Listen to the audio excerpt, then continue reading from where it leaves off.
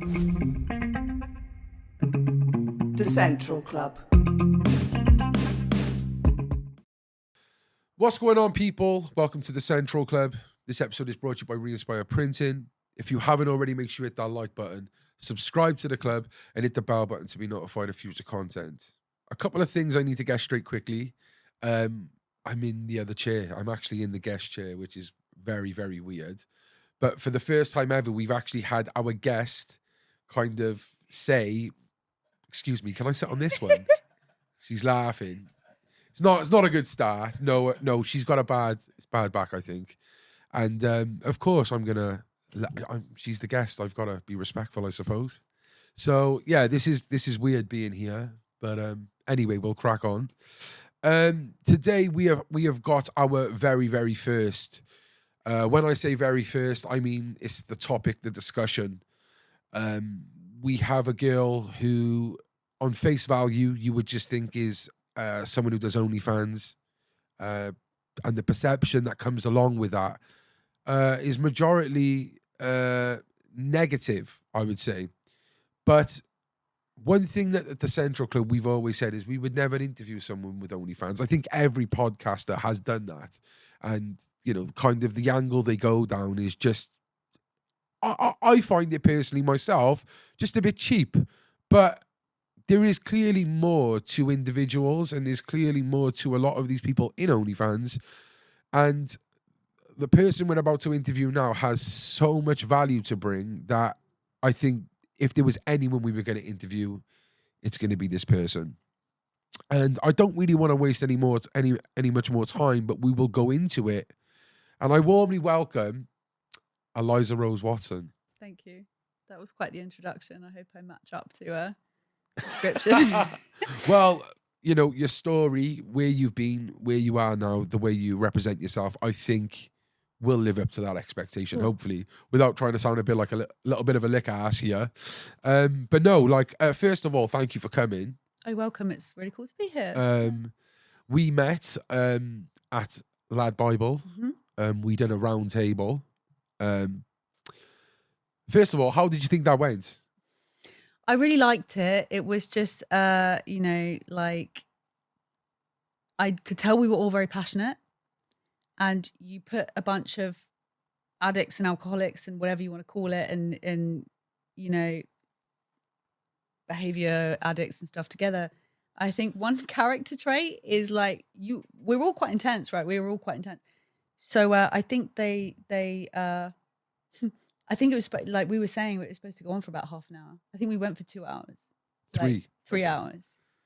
And so, yeah, I think we were both saying, I wonder what they're going to keep in. I wonder what they're going to cut out, because it was a lot. You know? And it was all golden. It was fun, though. And it really was good. like, I really enjoy being in conversation where none of it's forced. It's all genuinely from the heart and very passionate. Yeah. I was really locked into that conversation. You guys were all really cool people.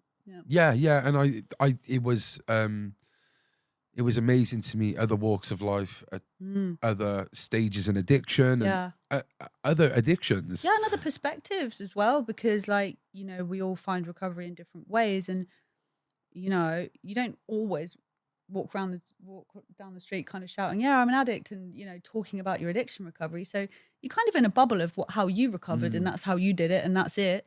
And you put a load of different people from different walks of life together, and everybody's kind of found recovery in different ways, and that's quite that was quite an educational thing for me. Yeah, no, it really was a great day, and obviously I've managed to network in that as well. Clearly, met you and the others were all great, and I'm sure that I will have one or two of them on as well, because they were cool. Everyone's stories was amazing, and this is again now why I'm saying that it's not just about OnlyFans. That's the end. That's the success story at the end.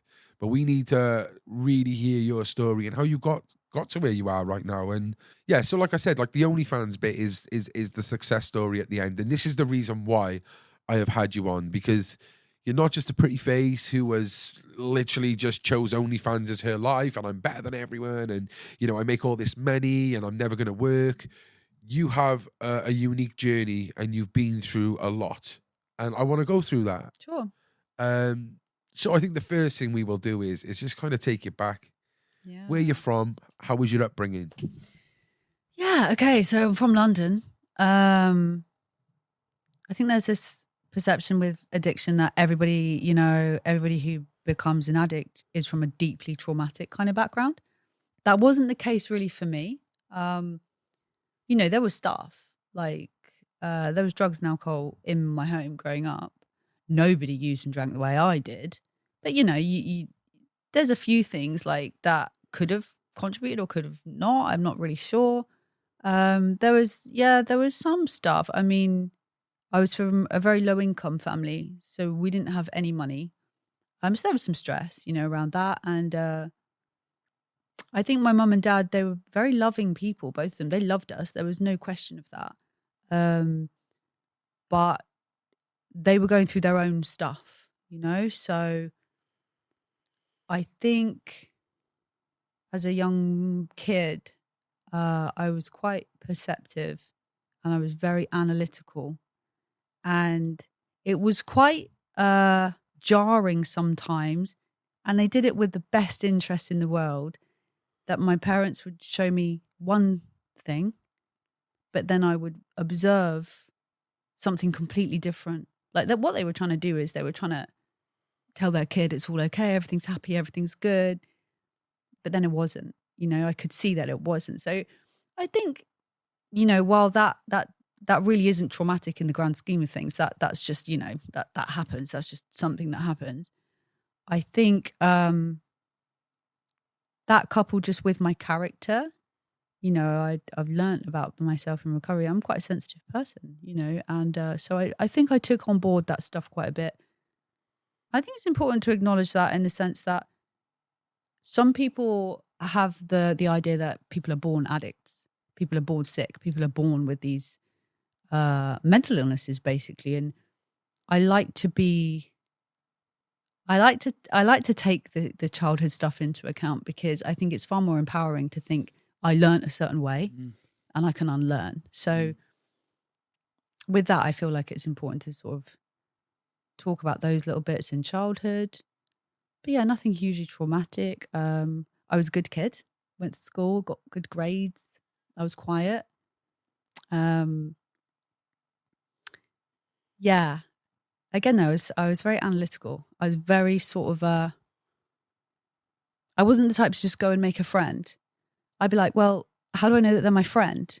Like, how do I know if I can ask for her phone number, or how do I know when I can go around her house? Very cautious of everything, was very it? cautious and very it was all consequential. It was all kind of, there was so much overthought behind everything that, I was very good at schoolwork, and I would just be often on my own, writing little books and stories and, making up little fake worlds and things like that, because I found it a bit easier, I think, than trying to navigate the social situation of school. So yeah, but I was a good kid. Yeah. And that was the way it went, I think, until I was about 14. And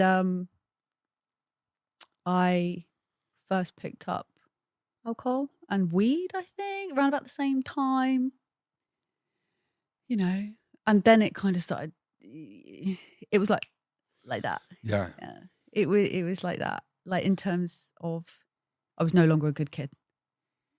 Gone. Like, it was weird. Yeah. I wasn't an addict. You don't suddenly you're homeless and getting arrested and stuff. But yeah, Was your family, like you said, there was some alcohol or drugs in the household?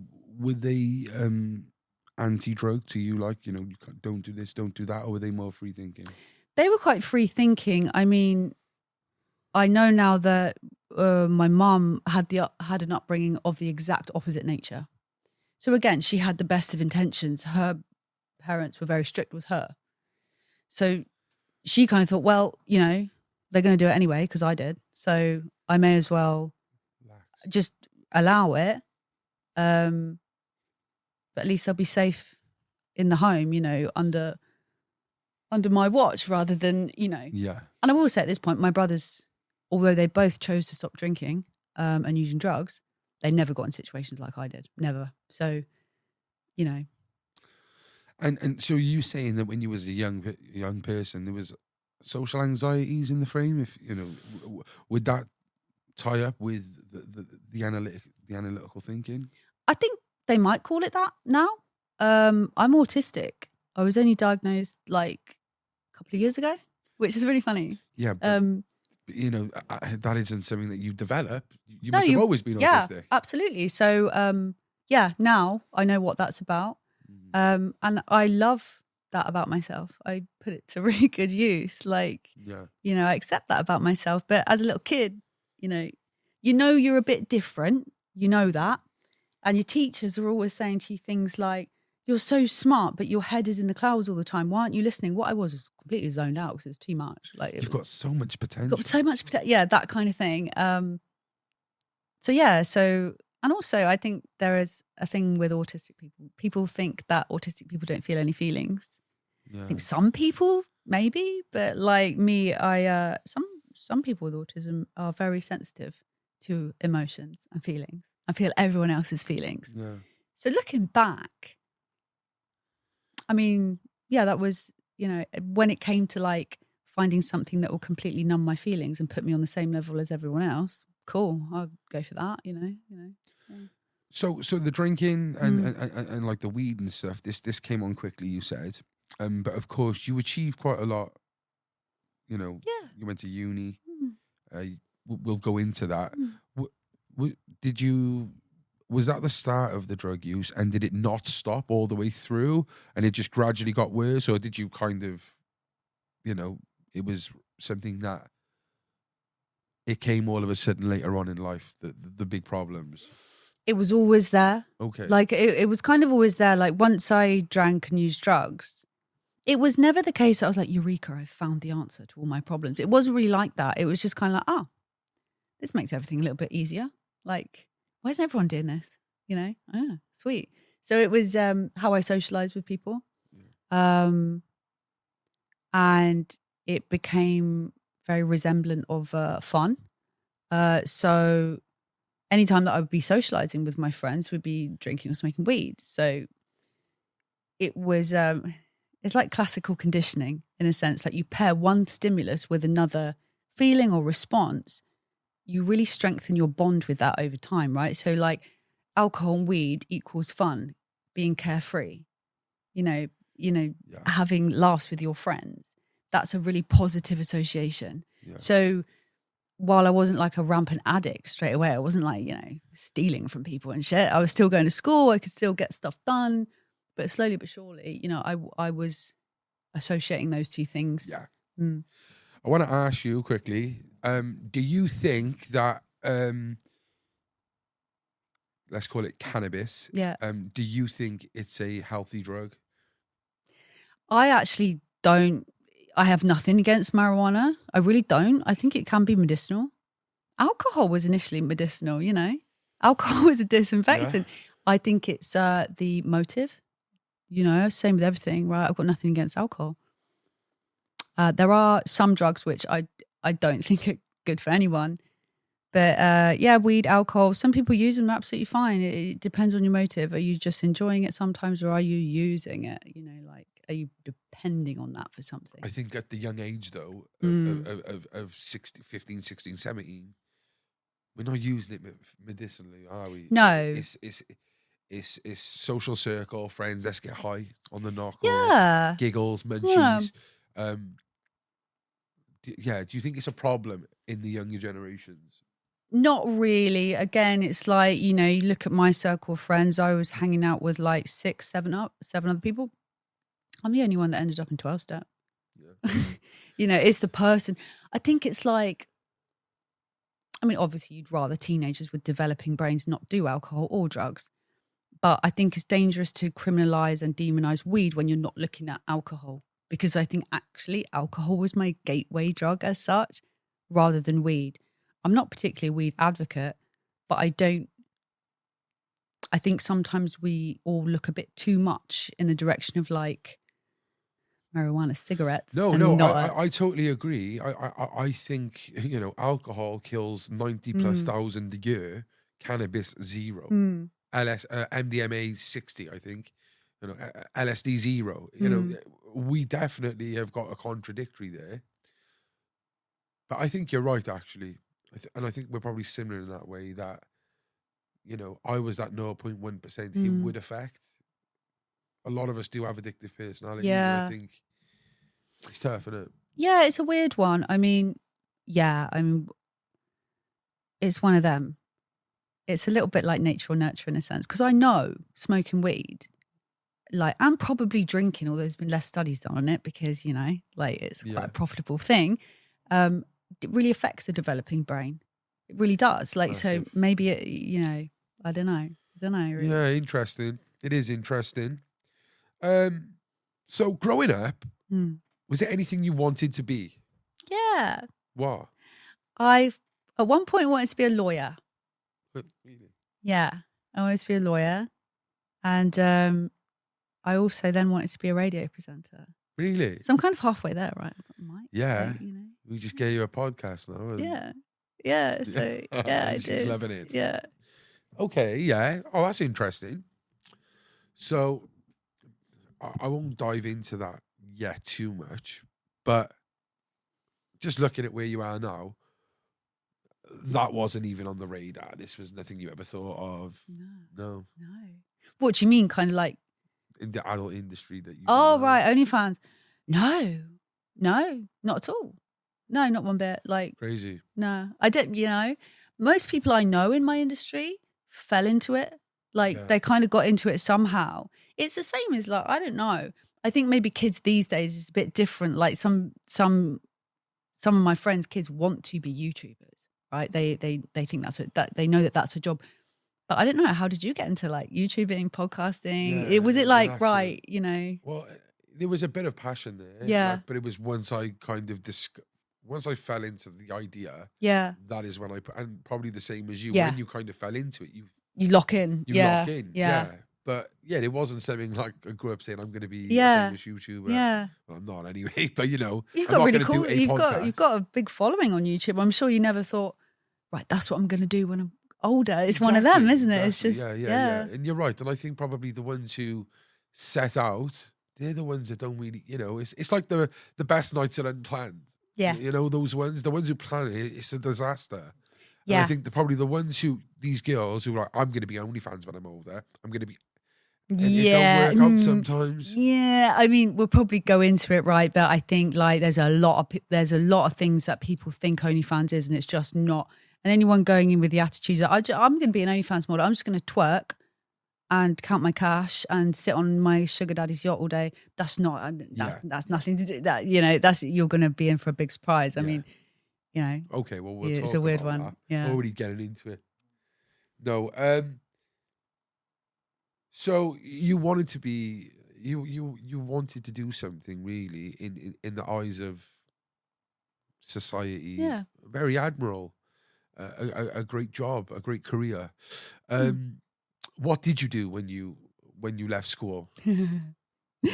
I was kicked out of my house when I was. It's hard to remember all this was. Do you know what? It goes a bit blurry from here onwards, right? But this wasn't because of drugs and alcohol, really. I was quite a dysregulated, naughty little kid. By the time I was 16, I think I was kicked at 15. Somewhere around then. I know I was kicked out and I was put in a place where it was other kids, like other naughty kids, right? What? And you was naughty children, and I was living there. Oh so, you know, at that kind of point,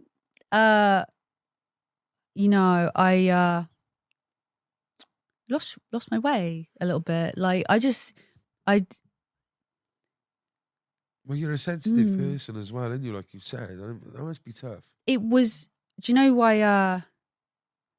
I had an eating disorder from my teenage years, right about I don't know how long, but it messes with your emotions. And at the time, one of my parents had, by their own admission, a complete psycho of a partner, and I was always at loggerheads with this person, this partner, and so there was no choice. Like in the way it was, there was no choice. I left. But I wasn't cut out to be in a place like that. I wasn't cut out for that. Like, quite quickly I was. You have to learn. Like, you have to survive. but I wasn't in the first place. So any idea of like what I wanted to do, you know, and what I wanted to be, It was got up in the air. yeah, you know, it was kind of gone, and it was kind of like, well, how do I make money? So I went to work in a bar, and I worked under quite a predatory man who would just provide me with a lot of cocaine, like loads of cocaine, and you know, went from there really, like, yeah. So that was quite a quick fire change. So that was the start, then, really. Because what I'm trying to tie in together here is you pursued another career, which was really good. You was a teacher and stuff. Yeah. Was that in the midst of your addiction? After your addiction? It was a weird little, you know, it was I had this period where, you know, I knew I had problems, right? I knew, but I didn't resemble what I thought a drug addict or an alcoholic looks like. I just thought, I don't know, I just need a change of this, or I just need a change of career, or a change of boyfriend, or a change of job. Yes. And the teaching was part of that. I also taught for a little bit in recovery. Okay. Yeah. So what was that like then, working in a bar? At what age was you? I was 17. 17, and the 17, 18? The landlord is just giving you cocaine, is he? Yeah, he wasn't the landlord of a bar. He was just he was a piece of work. I think he's in prison now. Okay. Yeah, so he kind of took me under his wing. Cocaine for what then? What was you? Just, I don't know. He just liked to be around a lot of women. He liked to be around a lot of young girls. That was his thing. He just liked that. I think I always knew. I think I knew at the time. This is a bit weird. I don't quite feel okay, but fuck it, you know? Like, I'm in it now. I didn't really have, I was young, and I was quite vulnerable still, mentally and emotionally. I was still kind of like teetering on the edge of an eating disorder, you know what I mean? And I didn't have many boundaries. So I didn't know how to articulate what was wrong. And I didn't really know that it was okay to tell this person to F off. So kind of give in on certain Well, things yeah. rather than... Yeah. So, yeah.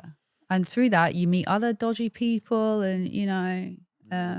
Is this in the centre of London, outskirts? What part of London was this? No, this wasn't in London anymore. I'd moved city. Where did you move? I moved near to Southampton. Yeah.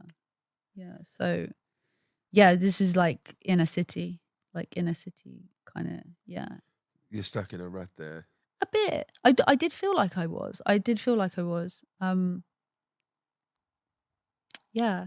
It's very blurry around that part, actually. I really, you know, it's a really odd time. And if you look back at you then, you know, if you had to put you in a box or a label, what kind of girl was you? Oh, I was a little straggler. I was a little waif and stray little animal. Like, you know, I was inside. I was rabbit in the headlights. I didn't really know what was going on. For probably grooming. Absolutely. I was tiny. I'm soft natured. Like, you speak to me now. Like you said, like someone said as I was coming in, like, oh, she's a really sweet girl. Go easy on her. So I'm a soft natured person, you know, and yeah, I was a walking target for people like that, you know. Yeah. So I got out though. I got out of it. I think I think it was a suicide attempt that I made. It was a suicide attempt that I made that I think alerted my family that how bad it had got in this place. And they helped me out. They moved me away from there, and they helped me to move. I think I went back home for a bit, and then I moved into different accommodation, my own accommodation. And I developed a interest in making websites. Yeah. So I taught myself to make websites, and I got out of the Really? Yeah. Do you mind asking what the suicide attempt was? Or? I was, you know, like, I was taking a lot of cocaine, right?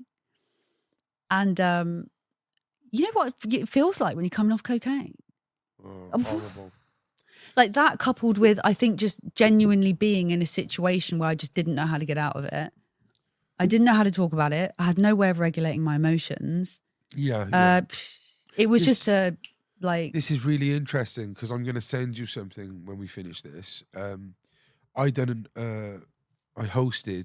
We hosted a cocathylene event. It was basically raising awareness on male suicides in links to cocaine and alcohol come downs. Wow. So cocaine and alcohol creates a chemical called cocathylene, and it's 10 times as powerful as just drinking or taking coke. And the amount of male suicides and females, of course, is unbelievable. It's It doesn't unparalleled surprise me. in any other way. So yeah, it must have been hard. That's really interesting. Because I'll send it to you. Yeah. It's really good. We interviewed the three bereaved mothers, and all of their sons, Nicola, and I forget the other one's terrible. Their sons, had a career ahead of them, good looking, had a job, were fitness fanatics, good circle of friends.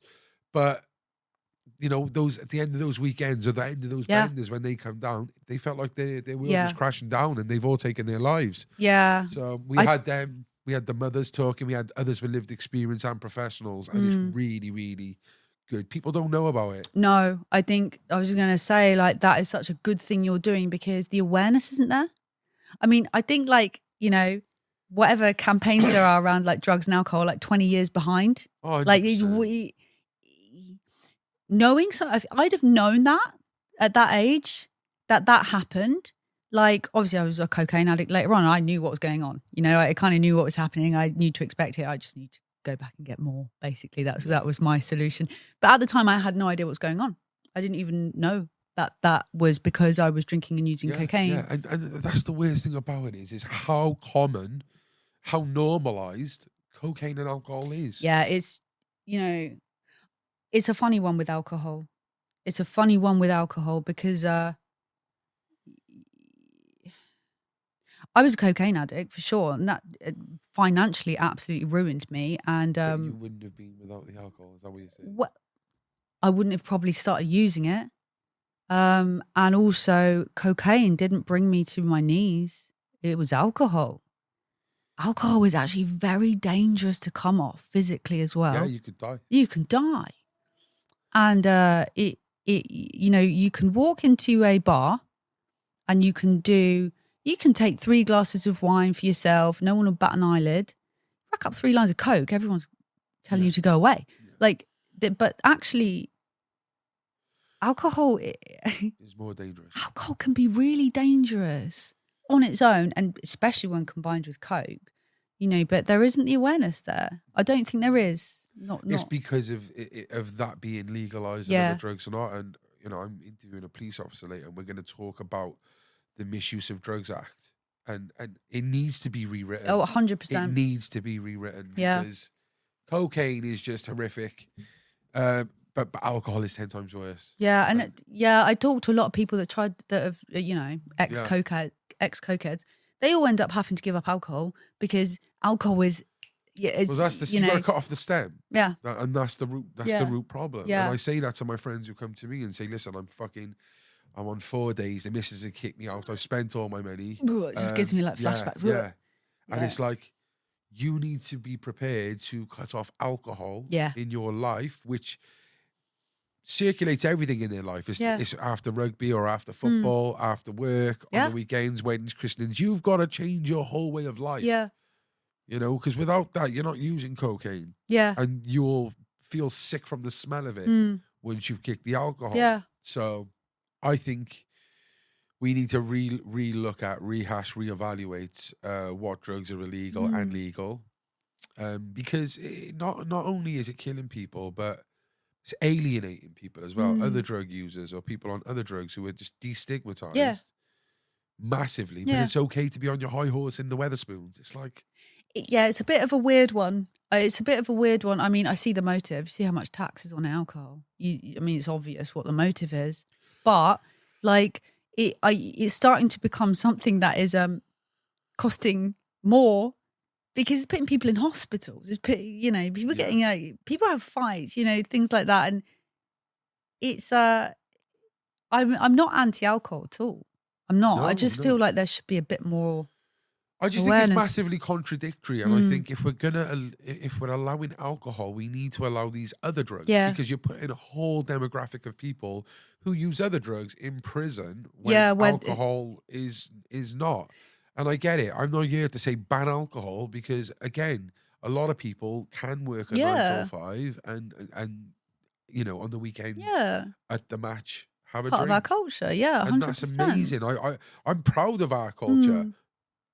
But we need to reevaluate that Misuse of Drugs Act, I think, definitely, and raise more awareness on the cocaine and alcohol. Yeah. People don't realise that when you take those two, it's a fucking new drug, and it's a dangerous fucking drug. Yeah. I think as well, like, you raise a really good point about how we treat addicts. I mean, our whole society encourages the idea of reaching outside of ourselves to make us feel good. That to me is like addiction, right? Yeah, but 100%. like classic addicts, like drug addicts, like it. I don't see what it's doing to shame people and shut them in prison just for them to come back out, and it's almost the opposite. Yeah, it is of what you need to. It be is, doing. and I think this is why it's interesting with me and you talking, because I was that drug addict, that heroin junkie, like the classic. Yeah. And but the fact that you're saying the classic and alcoholic is, we are programmed to think that that's not okay, of course, but they're different drugs compared to you. Yeah. Because of it, Like the classic class A, the one that's banned. Yeah. Like me with cocaine, you with heroin, and then alcohol, which is like always got a bit of a drinking problem, which is currently a different kettle of fish. I think once you behave as badly as I did, it becomes just as stigmatized. But it's a funny way we've got around how we definitely deal with the different, It's funny, isn't it? So you became a web designer. Yeah. That you must you must have some sort of intelligence to do these things, and patience and work ethic. I'm not too sure. It sounds quite articulate to me. Oh yeah, I mean, it kind of is, but I like those kinds of things. Yeah. I mean, it's not too much different to what I do now. You just look at patterns and you put it all together, and I think it's like I can see maybe you're quite similar with this podcast. I mean, your YouTube bangs, like you get such good views, like you've got great following. Your topics are really interesting. The people you've got on are insanely interesting people. It seems like you might be the type of person to go, right, okay, I want to do this, so it's 100%, like 100%. And I'm very much like that. Yeah. So I guess I just taught myself for that on that basis, really. Like, and coinciding with this, your addiction, you wasn't at rock bottom yet then. Wasn't at rock bottom, but I was definitely, I was daily weed smoking, drinking. I was kind of functioning. I just floated around, a functioning addict. Yeah. And when did you kind of go from this person who's functioning addict, kind of just, drinking, smoking, whatever, I've got a job I'm holding down, to be the person who's on a fucking park bench, drinking with the homeless, drinking with some unsavory characters? It's a weird thing. I think something that I learned and has always stuck with me is that when I picked up drugs and alcohol for with the motivation to use rather than just enjoy, as in like, this makes me feel good, man. Like, I don't want to feel like that. I'm going to feel like this, so I'm going to use this. That's when I stopped emotionally growing as a human being. So at 14, 15, I have stopped learning my lessons about how to deal with life, right? Yeah. So the older you get, the more responsibilities you have and the more consequences you have if you fuck that up. So I'm going on, I'm going on through my life. I'm increasingly more overwhelmed. I have no idea how to deal with stress, how to deal with financial difficulty, how to deal with relationship difficulty. I have no idea of boundaries. I have no idea of how to communicate about my emotions. And so therefore, my little buddy, which is cocaine, alcohol, weed, increasingly cocaine, I'm I'm leaning on my little friend more and more because like that's the only way I know to deal with anything, which in turn makes all the consequences worse because what kind of decisions can you make when you're off your face on coke? Which then you wake up and you go, oh shit, and then the cycle continues. So originally it was slow burning, that little cycle, picking up bad relationships, bad choices, bad jobs, bad geographical locations, and any number of really, really shitty decisions, right? Yeah. And but then it starts snowballing. Yeah. So Like by you 26, said, the age, the pressure of life in general, what are you doing with your life? You know, when you're 18, 19, yeah, I'm all right, I'm just having a little party. Yeah. But the thing you just said then, I'm not used to this, see? Sorry. I've got my Just leg messed your space whole perfect routine on the other around. side. Yeah. No, I think the one thing that I can totally agree with you there is, which is so haunting, and I deal with it now, is whatever age you start at, you kind of stay that age Yeah. mentally. I deal with it too. And I do you? Yeah. And that's why I take my hat off to you even more for what you're doing now. Because you're so, like, you are stunted with that age, and these things, these obstacles get thrown in your way, new ventures in life, new relationships, like you say, but you're still dealing with it as whatever age it was you started to abuse those drugs. And now I know I would roughly estimate, like, I'm probably like 23, 25 in my head now. 100%. Like I'm 6 and a bit years sober, so I'm like 50. I don't know, like 20. I use it as like, so I started when I was 19, but I wouldn't say I'm still 19 when I got off drugs. Yeah. I have obviously aged a little bit, Yeah. but I think it slows down massively. And I probably, I was like probably 22, 23, 24 in my head when I got clean, but I'm still in my 20s in my head, I think. Yeah. Do you find though, like, you learn fast? Now you're clean, you're ready for life. You're like, right, okay, let's go. Catch up, innit? You play catch up, and you've also got a lot of passion, right? Like in comparison to some people, I do find that what having a chance at life at 27 has done has made me a bit like a teenager in the sense of okay, I'm a little bit like emotionally sensitive because of that. But I'm also super passionate like a teenager. It's like, hey, let's go. Oh my God, this is going to be fun. Like that's a cool thing. I think the other thing as well that I've learned, especially with this podcast, with the guests I get on, and I think you might be the same, maybe. Well, it's definitely, it got to be because you was there. But like, I don't have a political viewpoint. I don't have, I judge people because once you're on those drugs and once you're on the park bench, it don't matter about color, don't matter about race, it don't matter about political views. Are you left, you're right. That's your friend right there, and he's in the same position as you. Yeah. And I feel that has humbled me. Like I don't have any political views. I just care for people. Yeah. And that's. It gifts you a level of compassion that you would never, ever have. Like, it almost hurts me sometimes to see other people like that when a lot of people will cross the street. And that's not to say that they're a bad person for crossing the street. Addiction can look really ugly and it can look scary and it can make a person act like they don't want to act. But like you said, once you all just need that same fix, and once you're all, you're all on the same level.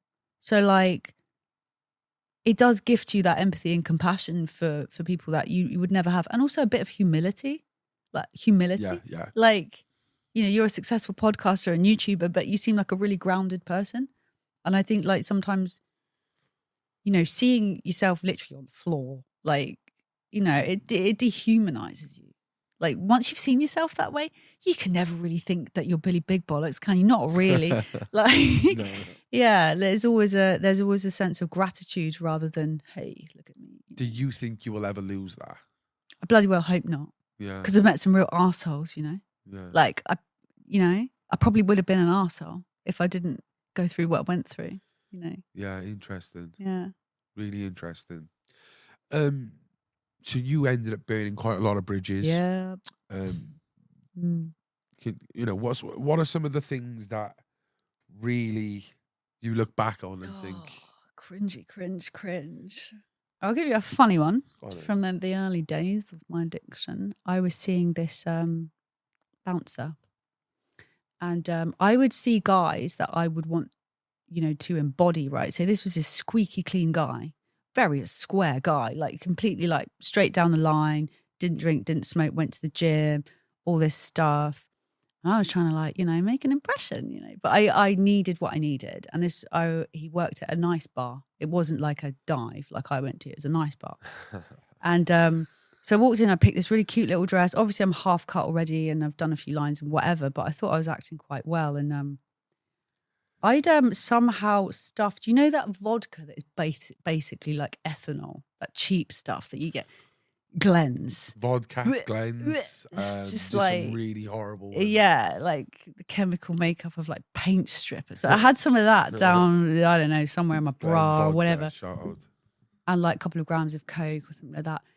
And I walked in and I hugged him and I reached my arms up. And as I reached my arms up, it all just fell. All of it just fell on, like the Glens smashed everywhere. It fucking stank. The Coke went everywhere. And he just looks at me once and, he's doing his job. He has to carry me out and he has to kick me out of the bar. And I'm thinking it's something out of like, what's that film, Bodyguard or something? I'm thinking it's really romantic. I'm like, no, my cocaine. And he's just literally like, no. Like, so there was a lot of them at the beginning. So the guy you was dating had to kick you out because you...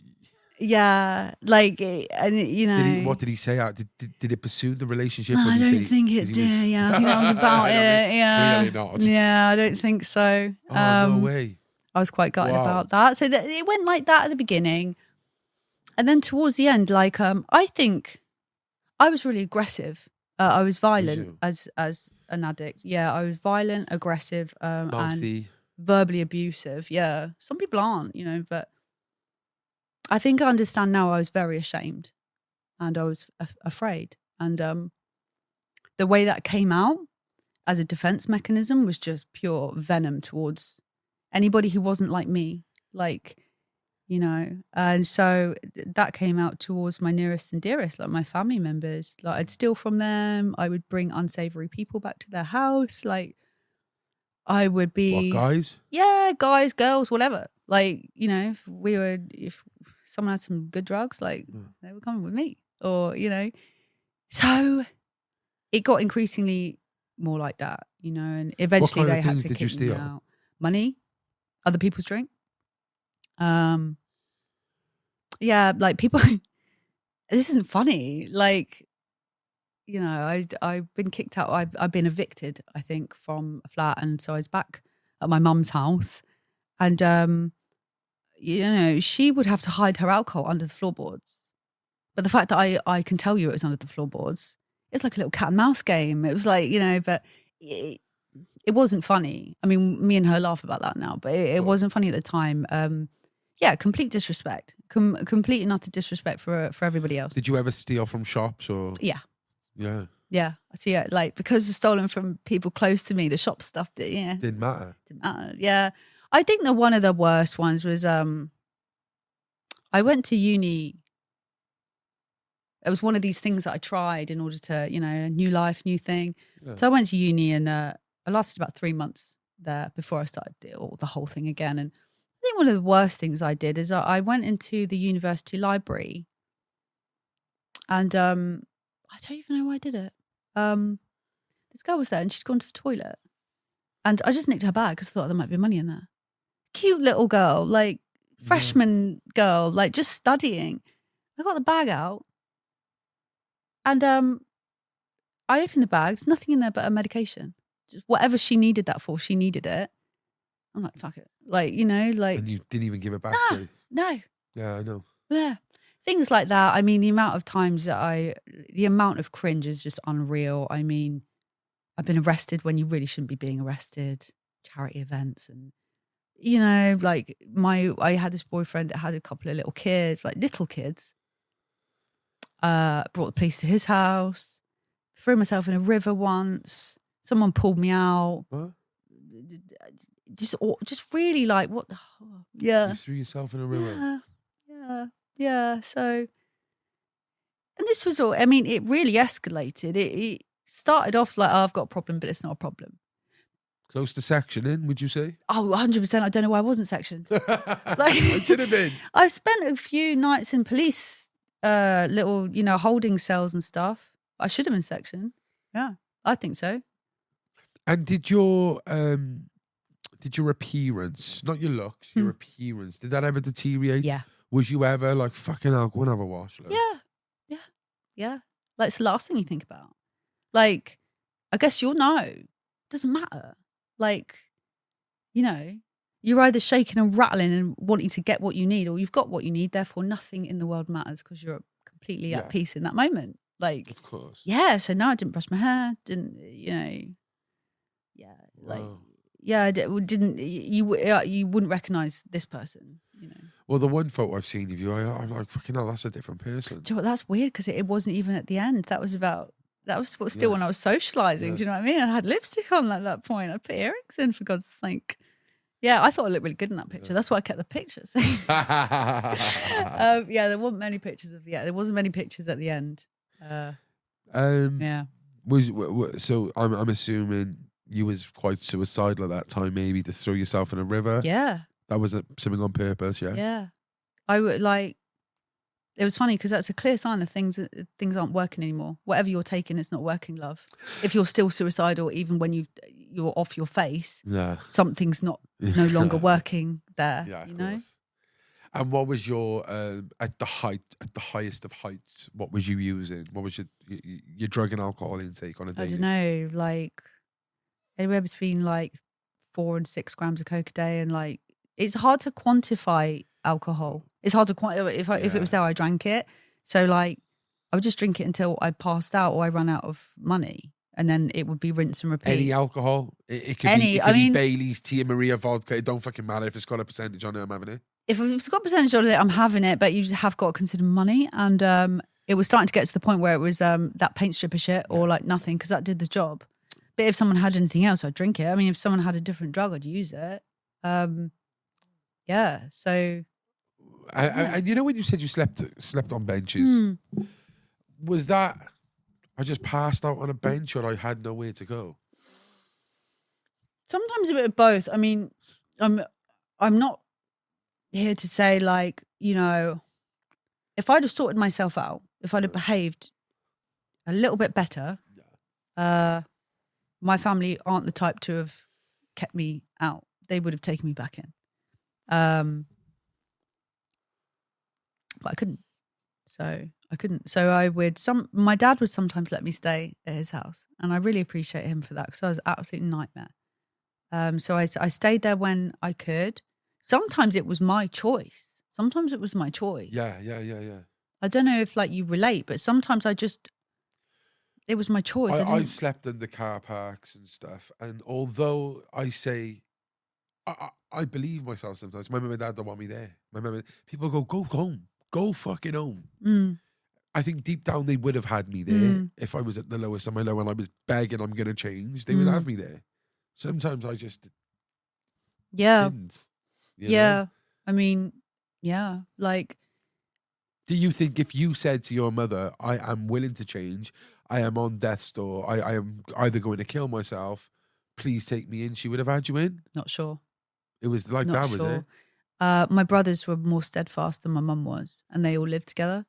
So it was more their decision. It was more their choice. But I mean, it must be really hard for a mum, right? It must be really hard for a mum and dad to watch that. So it would only be like, what can you do though with a violent, aggressive person? What can you actually do with that? Like where she'll say she'll want to change, and then 5 minutes later she's back down the fucking shop, or you know, like so it gets a bit. I've dealt with someone now in addiction, a close person. And alcohol as well. It's one of those ones, isn't it, where it's like, well, any addiction, it's like the hope builds up and then it comes down, and the hope builds up. Oh, it's and horrible. Then it comes down. It's like a bad awful. nightmare, isn't it? Like it's literally awful. And like the person I've like dealt with, that sounds awful. I've loved a person who is an addict. They weren't like I was. They weren't violent, aggressive, rude, stealing, leaving doors open all night. So I get it. And sometimes it was my choice. Sometimes it was like I just got kicked out of wherever I was. Is that a friend or a partner? What's that? It was just a very close person. It was Okay. a very loved person. Yeah. So what was your? We could say what was your lowest point, or when was the breaking point? Do you know, it's a weird one because like I can now see there's stuff really early on that I Was low. wasn't. There was stuff telling me even from early on that this isn't how I really want to be. This isn't it. This isn't it. Like as early as, you know, very early 20s, like being out on a night. I was still socializing then. I was still hanging out with friends and stuff. Yeah. Came back from a night out with my friend, was sleeping on the floor, like came back with the wrong guy, basically. Like, you know, it was one of them. I was not a bit of a like, it was like, had Was a boyfriend. You a bit of a girl? Not really. No. Did you sleep with many? Nah. No. No. It was a weird thing, and people think, eh? But no, I think that's more like I mean, maybe some girls are like that, but I think it's more of a bloke thing to go out to pull a girl. No, I just went don't out think to you like come across like that. I'm just thinking when you was at those lowest points, did it turn into that? Like, you know, like you said, for example, yeah, whoever had the coke, I was bringing back to my house, and you know, it might have happened. and stuff sometimes like that. Do you know what I mean? Sometimes, yeah. I mean, not as much as it could have happened, which I'm grateful for. Ever but happened at times that you didn't want it to happen, but it for the drug or for you know. It's a tricky one because when you're on the drugs, you think that person is Amazing, you know, beautiful. You think, yeah, and then you wake up and you're like, what the? So probably, yeah. I mean, I've definitely woken up and been like, oh my god, what the heck? You know, yeah, it's a tricky one to answer. Like, was it just for the drugs? I was in a situation once, like this was towards the end, and I would go see this dealer in London, and he literally just asked me straight out once. He literally just said, "Look, if you want to have this free, you can, you know, we can, you know." I had to think about it. Have sex, you mean? I paused and thought about it. I said no, but I paused and thought about it. That would have been a bit of a turning point. What was he like? Was he good looking? Was he Megan? No. I mean, just in case, like, he's actually a really nice person. So just in case, by chance, he ever watches this podcast. He was a nice guy. Yeah. He was a nice guy. And yeah, but no, not a looker. Probably by his own admission, he'd understand that. Or he wouldn't have propositioned to me that way, would he, I suppose? Of course. It could have easily gone that way, I think. I mean, by the time I was addicted enough to have done something like that, I wasn't particularly nice looking, you know? So kind of saved me from that kind of thing, really. Yeah, but anyway, yeah, there was times really early on where I felt like, shit, I don't want to stay like this. But I think, like, I even kind of romanticized the idea that I was going to die young, you know? It was like, well, fuck it, you know? But, you know, it was. Did you ever think like, do you know what? This life is fucking shit anyway. Yeah. We all die. I might as well enjoy it. Kind of, yeah. I think we all get that. Yeah, I think it. Yeah, that's justification. That is 100%. That's justifying my wrongdoings. It was complete rejection of reality because Yeah. reality was incomprehensible to me. I didn't understand how to do it. So instead of trying, I thought I'm going to just hate it. Like Exactly. Yeah, but then I think I slowly realized that if I did die, it would not be quick. I was starting to like get periods of time where I didn't know if I was dreaming or if I was awake. Like it was getting really weird. Like, and I was going a bit nuts. So that scared me. And I think the other thing was that I just knew it was not working anymore. I would pick up this and that and the other. Like I'd stopped really being able to pick up cocaine at this point because no one would deal with me. I didn't have any money. So I was drinking, but it wasn't taking my feelings away. It wasn't making me feel good. And it was like, I knew that I didn't want to do it anymore, but I had no other way of dealing with my life. So it put me in quite a desperate position. And I think that was when like the suicide stuff started happening again. I think it was after one of them. It was just random. But it was really good timing. My mum's friend, a friend of my mum's knocked on the door of the boys' house where I was staying at that time. And I think give it 2 days, I wouldn't have I wouldn't have answered her. But I think I'd scared myself. Yeah. I think I'd scared myself, and I thought, I just don't want to be alone. I don't want to do that again, but I'm going to do it if I'm alone. So I let her in, and she was the first person, a first recovering addict that I spoke to. Yeah. And that gave me a bit of hope.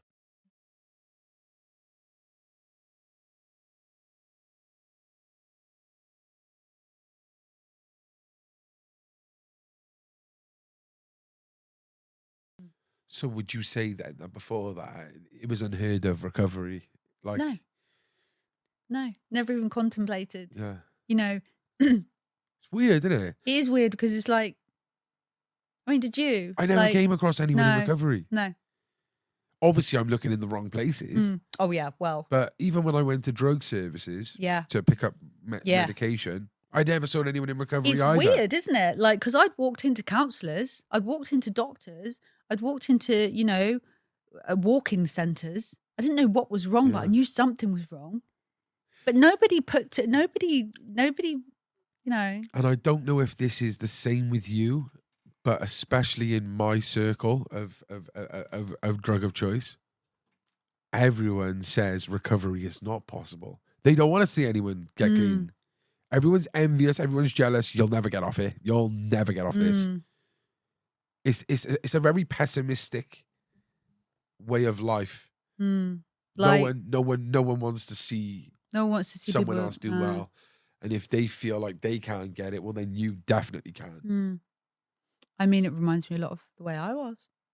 I absolutely hated the people that would get up on a Sunday morning and wash their cars and go to the shop. Yes. I think, you fucking idiot. Don't you know this whole life is bullshit? Yeah. Like, don't you understand? That was my attitude. I was really bitter. Was you hateful of everyone doing well? I was. And Me it was too. because it made me sad, and it made me realise what I'd come to. So it's the same thing, I think. Yeah. Yeah. It's hard, isn't it? Like, yeah. So hard. It's hard to get into recovery. Like, it's hard to actually, I don't know. It's one of those things that it really should be a bit more accessible than it is, but it's just not. Like, no. And I think something that someone told me before was funny. There's not much recovery going on in the recovery world. It's not really the recovery world, though. It's the drug world, isn't it? Really. Sorry. That's right. In that world of addiction, there's just no hope whilst you're in it, and we need to shout it out more from the rooftops. And I think you're doing that.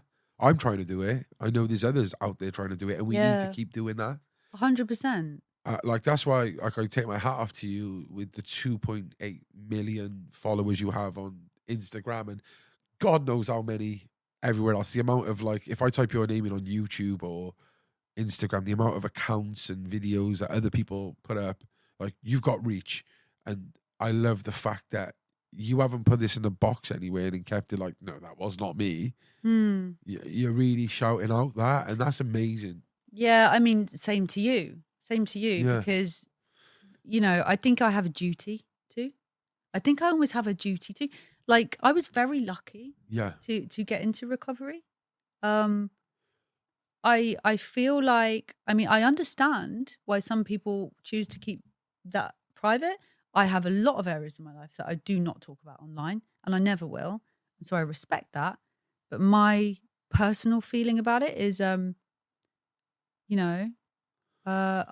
feel like if it reaches one or two people, just a little bit of hope is sometimes all you need, isn't it? Yeah. Like, just a little bit of hope is sometimes. And can I say quickly as well, like, one of the things that I was always scared of getting clean, especially being a heroin addict, I was scared, like, of course, in Cardiff, everyone knew me. I remember one time I moved to Northampton to get clean, and everyone up there, like, it was like starting fresh because no one knew my past. So even with, like, girls would, like, approach me. Within Cardiff, they wouldn't, because I'm a heroin junkie, dirty person, probably got diseases, the lot. So when I came out publicly and was like, right, Cole, like, you're doing this now and you're going to open up everything in the hopes that this message will get out to others and inspire. But you're going to everyone's going to know you as a smackhead. And, like, that would play on my mind, thinking, oh my gosh, like, this could affect me on so many other levels. So it's interesting with you, like, did you ever worry that, like, with your job as an OnlyFans girl that people would maybe not want to subscribe to an dirty addict, alcoholic, cocaine user? Like, who's going to want me? Who's going to want to pay for? I don't know. Did you ever get that in your head as well? Because if you never, like, that is something massive as well. That no matter what your past is, you're not letting it judge what you're doing now. I think it's really wise that you considered that, because, you know, as a person like who's recovered from addiction, based on what we said earlier, like, you know, we're emotionally still growing, and if it's going to jeopardize your feelings of well-being and stuff, you might not want to put that out there. You know, and that's really a wise thing to think about. I did think about it. I think the first time I spoke about it openly was not as a social media person. I had a little job when I came into recovery. I was a preschool teacher, and I had to fill out a form. And on that form, it said, "Do you have any convictions?" And I did. I had a DUI. I had a driving under influence conviction. And so I talked to a few people, and I thought the best way of doing that, best way of approaching that situation was honesty. So those were the first people I told. And lo and behold, one of the staff members, their partner was struggling with alcohol. So in the end, it actually, I think it kind of like, I wouldn't say it necessarily like helped this lady, but it gave her someone to kind of talk to about that kind of thing. And I think that was my first sort of like feeling of, oh, well, yeah, put myself on the line a bit then, but it helped someone maybe, you know? So I think it first came out because someone was doing a documentary about OnlyFans, and I just mentioned, I don't even know what I mentioned, I can't remember, and suddenly it was just out, like it was just out. And I did, at that point I thought, oh, sweet, well, if it helps someone, then great. Like if it helps someone, then great. But in your head, you never thought, oh fuck, maybe this could tarnish or. Not really. I mean, I didn't think anyone would give a shit. Really, I think I thought it was just like one of those things. No, again, do you know what? It's that thing, innit? Like where you've come from, that compassion, you see good in everyone probably and think. Yeah, I kind of like, I just didn't think people were very interested. I thought, oh, that's a nice story about some person who's turned their life around. Brilliant. I hope that helps. But I didn't think it would ever, you know, I didn't think my followers or people that followed me would even be remotely interested in reading anything like that about me. I just thought they'd like looking at my boobs and my bum, which is fair enough. But actually, I got a lot of comments and a lot of people inboxing me and saying, hey, that really touched me. Like, I have this going on and like, I've recovered from that. And actually, I'm really struggling with this. And I thought, oh my God, this has actually had an impact, a really good impact on some people. Yeah. And, you know, my job is my job. It's fine. There's nothing wrong with my job, in my opinion, but it's not it's a very skin deep job. And, you know, it provided me with some purpose as well. It gave me purpose. Like, it gave me like, oh, okay, well, I've grown all these followers and yeah, okay, I'm earning good money and all that, but at least I'm actually doing something. That's cool. So the good outweighed the bad in that sense. Yeah. Yeah, that's the bottom line, isn't it? Yeah. So it was really rambly of an answer. No, that's great, because I think it's kind of led us on to that. I think quickly what I want to ask is support network. When you got through, you know, what got you through it? You know, your addiction. Obviously, you became a school teacher. You said you was kind of still using at the time, was you? Or you was in recovery at that time? Yeah? I was in recovery at that time. I had a stint teaching. So what did you do to get clean? What did I do to get clean? Did you just knock it on the head and lock yourself away? Nah. What did you do for the people? What I did, and this is not how everyone has to do it. This woman took me to a 12-step meeting. And I only did that because I didn't want to be on my own and start the whole cycle of drinking and using and all that again. So I went. And I think what hooked me is to the idea of recovery and to the idea of, oh, I'm not in addiction. I think addiction feeds on like shame and isolation, right? I'm the worst piece of shit that's ever walked this earth. I can never show anyone myself anymore. Nobody understands me, because actually people bloody well don't. Like, we just talked about going into doctors and counsellors and them just being like, I don't know, here's an antidepressant. So I think like in that meeting, I think what hooked me is a sense of feeling, oh, I'm not quite as by myself in this as I thought. And people that looked like respectable human beings that had the same war stories as me and like the same awful, shameful things as me.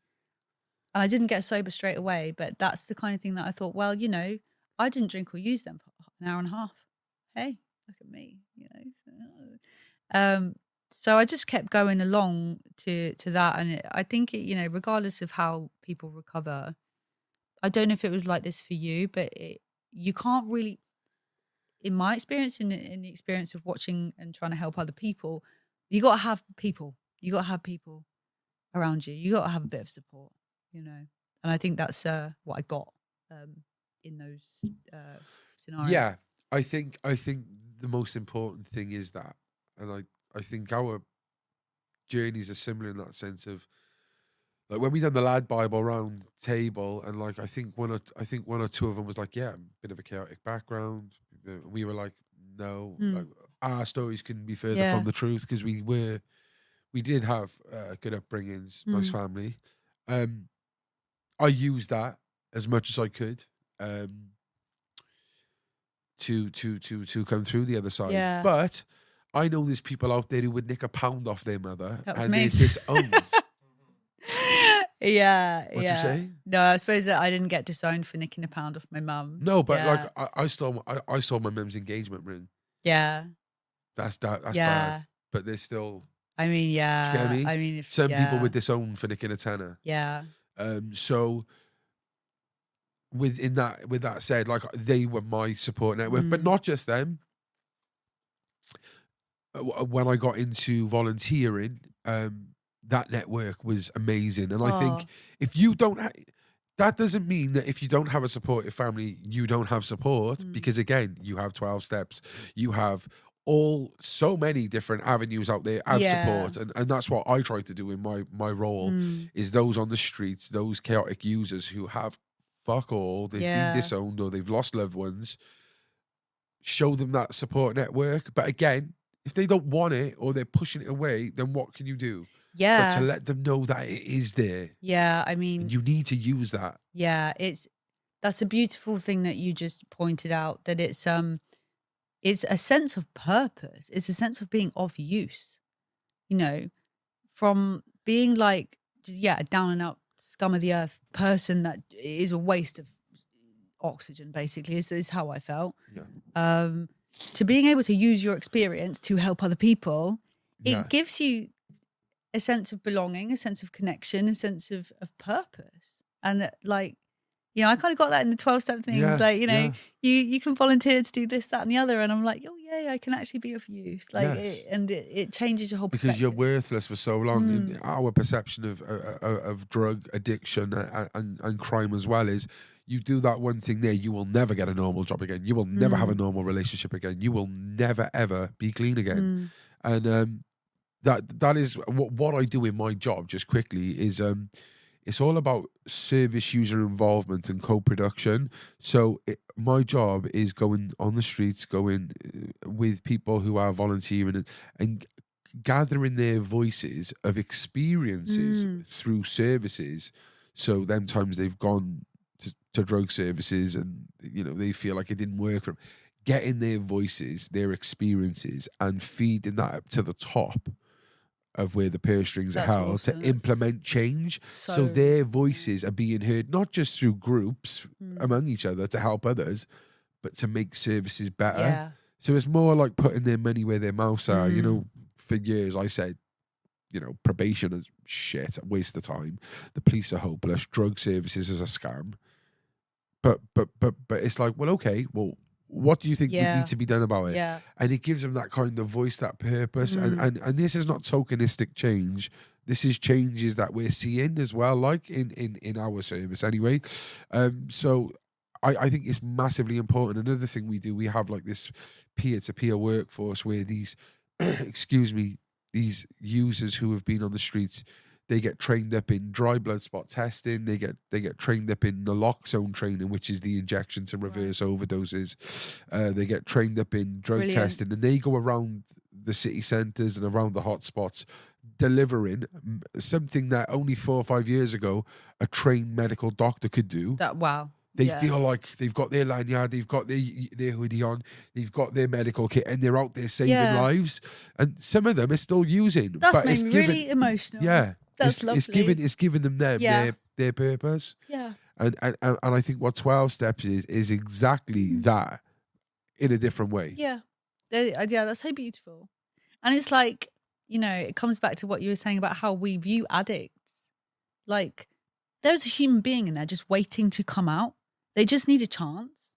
And actually, like, the smallest of chances will make that person into a useful, valuable human being. Yeah. Like, you know, there's been studies done on addictive personalities. We can actually be, I would say we, like, whatever, I don't know if you term yourself an addict or what, but like, we can be highly successful people, and we usually are when we're given a chance. Oh, they're the biggest grafters around. Yeah. So I don't know. That's so beautiful. I'm so glad. You're doing that. Like, yeah, and it's like there's so much potential there, like you said, with these users who are kind of stuck in their ruts, and we need to take away, like, they're bad people. We're not bad people at all. And it's like you said right at the beginning, innit? You know, when you walk through town with your mum holding hands, and you see that guy with a flag and a strongbow in the doorway, you don't go, "Oh, mummy, I want to be that when I'm older." No, nobody no wants one to wants do that. to be that. No one wants to be a criminal. We all have aspirations and dreams with innocence and, you know, just goodness at heart. Okay, some people might be born with pure evil intentions, but it's very rare. We all want good for us, and anything we do, the end goal was not to be rock bottom. No, nobody wakes up and says that about themselves. Exactly. Nobody does that. I think you know, I'm not denying that in addiction, I've been driven to do some absolutely awful things that in sobriety I look at and be like, who is that? So I'm not saying that we're not difficult to deal with. All I'm saying is you throw someone a tiny little chance sometimes, and it can make so much difference. Of course you can. Yeah. And you should never give up on that person. No. It don't matter how many times they've been in jail and how many times they fucking robbed someone. Everyone has an expiry date on enough's enough. Okay, some might not make it. Some might die before that. But you can't give up on them. No. I mean, you know? Yeah. How many recovering addicts are there saying, "I'm here because of that"? If it wasn't for him, or it wasn't for that, I wouldn't be. Exactly. Everyone. So why would we give up on others? No, it's odd, isn't it? How we encourage everybody to be... He's a lost cause. He is. Well, yeah, that kind of thing. I think a lot of people find it too uncomfortable. Yeah. It's very uncomfortable. And having watched it now, it's heart-wrenching, especially when it's someone you love. You don't want to look. It's like a car crash in slow motion. It's very uncomfortable. And I think sometimes people they just don't want to, like, people don't want to look at it. And yeah. Yeah, exactly. There's so many pet hates we could go on with that. Like, it's... Yeah, I don't know. Round of applause for what you're doing. I think that's absolutely incredible. And you. God, you know, we need more people like you. Both of us, I would say, it would make a world a better place. I'd like to ask you about the stuff you do with like communicating. Yeah. Well, we could talk about another time. Yeah, definitely. There's loads. I just want to have your opinion quickly. You know, if someone was on the streets, I need to know your opinion on this. If someone was on the streets now and they were an alcoholic and they were begging for money, would you give them money? I mean, I would try and talk to them. Like, but I don't, like, when I was an addict, like, I don't see what 50p difference is going to make to me, except that as a human being touching my hand and saying, "There you go," and looking me in the eyes. I wouldn't give them a tenner. Like, I wouldn't purposely enable a huge debauch for them. But, you know, it's a human. Like, if that's the way I'm going to connect with that human being, as in, it's 50p, it's not really going to kill them, is it? It's 50p. It's like they could actually genuinely use that to buy food. Like, I knew a girl. I'd got sober. I knew her from primary school, and I saw her outside a shop. And what I would do is I would just go in the shop, buy her a drink and a sandwich, I'd give her the drink and the sandwich. Sometimes she looked clearly like she did not want the drink and the sandwich. She wanted, Well, well, this is. But I would use that to connect with her. I'd sit with her. Yeah, chat with her. That's amazing. Yeah, like, and I get it. You don't want to enable them. You could potentially give them £10 and they die on that £10. Well, yeah. And you can live with that. And I get that. I'm different. What would you do? I'd give him the money. I think if I seen someone sat there and he has 10 sausage rolls sat around him, he got 4 cups of coffee and a flour, like on a Saturday, and they're just giving like he's there for some other reason. Yeah. And I would personally. That's me, but like I got loads of mates. I get it. Fuck it, no. No, I get it. I was there, and yeah. you're just wasting your money on that sandwich. I appreciate your gratitude, but I'm not even going to eat it. Yeah. Yeah. I'm going to give it to someone else. Yeah, I get that. But I get it, and some people are strong-minded about it, and yeah, if that £10 I gave him, they did go over on, like, I don't know how I would feel about that, Yeah. It's just being there myself. I felt like, do you know what?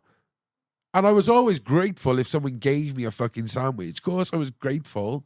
I'm not grateful about it, but I was really there for something else. Yeah, I get it. And one aspect I am with you on.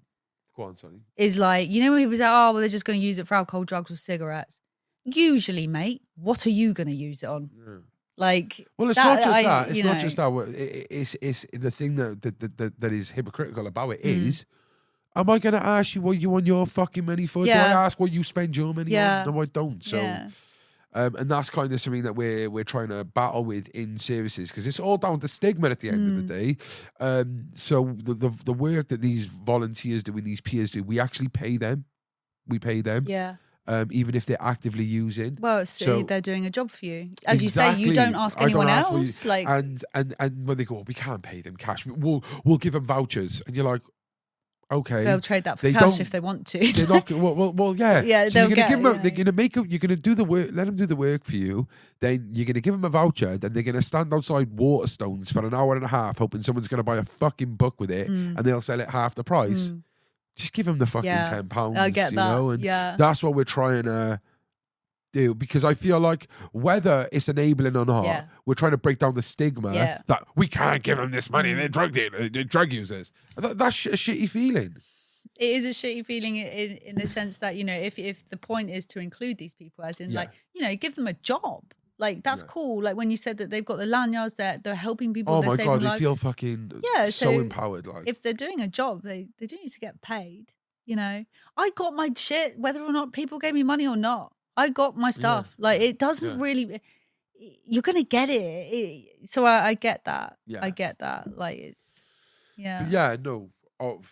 Fair play to you. Are you still involved with 12 Steps? You still going? I'm active in 12 Step, yeah. So you're still in your recovery? Yeah, 100%. Do you feel like you help others? I would hope so. Yeah. I would say that's a really big part of recovery. To stay well, you kind of got to like keep I don't know, give it away. No, that's good. That's good. That's really good, honestly. And like, congratulations. Oh, thank you. And to you. Like, awesome. And I think it's kind of going on to this next thing, really, is kind of like, so you've turned it around. You're teaching in recovery. Where did OnlyFans come from, please? Yeah. So I was teaching and I loved that little job, but the pay wasn't great. I had a stint modelling when I was young. I had a little stint doing sort of like art nude modelling for artists and some glamour modelling. Well, like Kate Winslet lying on the bed like that. Yeah. Jeremy Jack. Like statue stuff. Yeah. That, and I did some glamour, sort of bikini, some boobs and bums, stuff like that when I was young, like 18, 19. And I'd left it since then. And someone told me back then Instagram was very new, and someone said, put an Instagram up, because then more people will know, you get more work. So I did that, and then I left it. And I thought to myself, I'd got into the gym as well. I was mad into the gym, and I still am mad into the gym, but in recovery I got mad into the gym. I thought, hey, why don't I do some fitness photo shoots? So I thought, well, I'll go back on that Instagram, see if I can't just post some fitness pics up. So I did. And it grew, like the Instagram grew like a lot. And more and more it was being suggested to me to do OnlyFans. When I actually finally did it, it was lockdown and I'd already left the preschool. And I'd obsessively researched it for about 6 months. Like, I'm in recovery. I have my own stigma around OnlyFans at that point. Like, I'm like, really? I'm not sure. I'm not sure. Like, so I researched it obsessively for months. Yeah, I have quite a lot of stigma actually about OnlyFans. So Instagram, the page on Instagram was just a bit of fun then, was it? Was it income on that at the time? Yeah. Like, I was professional at a model. I was paid. But like, you're only doing bits and bobs. Like, I was like past my sell by date as a model. I was like, what, 28, 29? Like, so what was your perception then of OnlyFans at that time? I kind of thought, it's the unfiltered version, Eliza.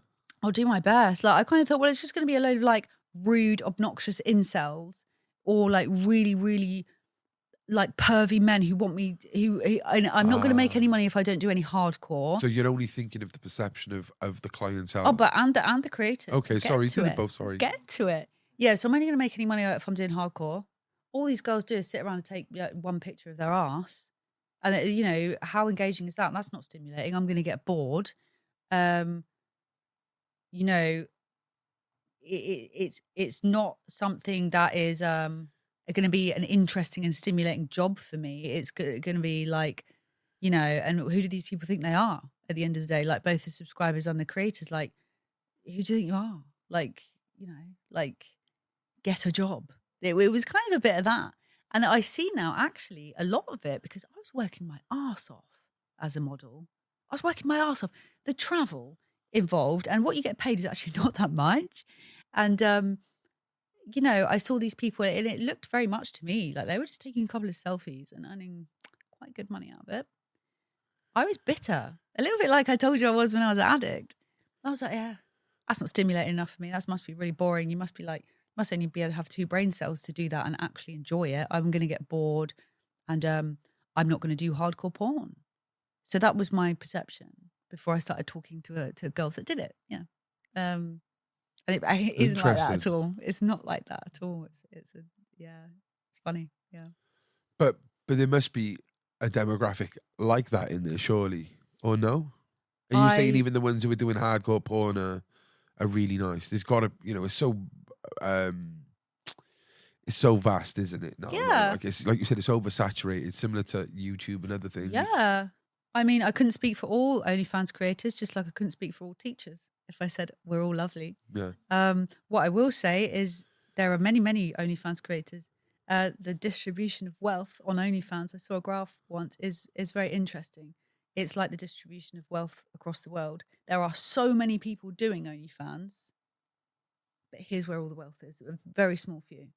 And what I will say about everyone I've met who is successful on OnlyFans is they're grafters and they're intelligent. Not necessarily they're the most beautiful, but they're grafters and they're intelligent people. It's hard work. Like, but when you said that to me like yesterday as well. They're not, when you actually said we're not the most beautiful. Would you not think that you were beautiful? There's many more people that are much more beautiful than me. Okay. Like I mean, it's not, it's like you can be the most beautiful girl in the whole world. Like, that doesn't guarantee you to do well on OnlyFans. I think the biggest misperception that I had was that it wasn't a job. It was like you just take a few pics. It's not a job. Yeah, that was a shock. Do you want to give me a little run through then? Yeah. Of like, yeah, like it's a tough gig, and I'm not even saying that with regard to there is obvious stigma around sex work. That I don't know if that will ever fully change, right? But I never walked into OnlyFans thinking that there wouldn't be. I was a realist in that sense. The stigma around it didn't really shock me. What did shock me was, you take a few hot pics, but that's about 1% of the job. It's a full-on admin job. It's a full-on admin job. You've got to understand social media algorithms that change all the time. You've got to plan way ahead because you must know what this is like. If you don't post on YouTube for a while, I don't know if it is like this on YouTube. When you do post, people are like, oh, whatever. Like, you have to stay relevant. You have to stay current. There's a lot of, you can see whatever you want online for free, which I think I said. So what's the appeal of OnlyFans? It's actually more the chat. It's actually more the one-to-one chat with fans and followers. So there's suddenly I've got like 100 different people messaging me every day, networking with other creators, like in order to swap adverts and stuff like that. There's the financials of it, like, which is completely different, I mean, than what I expected. So do you have like I don't know how it works, but do you have is it like as many subscribers as you can, and you know it's vague interaction, or is it a high price, less subscribers? Yeah, you can work your page two ways. I work the latter way. So it's slightly higher priced, but it's more bespoke in terms of like you actually get time and interaction. Yeah. Is that like video sent or like live Zooms and stuff? And is it like live? I don't personally do live. I know some people do videos, pictures, sexy talk, normal talk. People want to talk about life. People want to talk about deep shit sometimes. So the stuff you do, is it bespoke in the sense of like, do you speak to them and stuff, or do you say then, yeah, okay. Yeah, like, some people, I have been on my page since I started the page. That was like, I don't know, when did I start? 2019. That was like 4 years. So, they've seen everything they're going to see. They've seen every aspect of my body they're going to see. They're there for interaction. They, form a relationship, you talk, they'll support the page by continuing to buy bits of content. But a lot of people are there to talk. Like, a lot of people are there to talk. And do you cap off like a certain amount of people? Like, I can't take any more on at the moment, or is it like? It's quite cool because in a way, it's just like, you meet people in real life. Some people you really click with and you're just going to be able to talk to, and they want to talk to you and you get on really well. Other people you might sexy talk with just once. They might just be curious.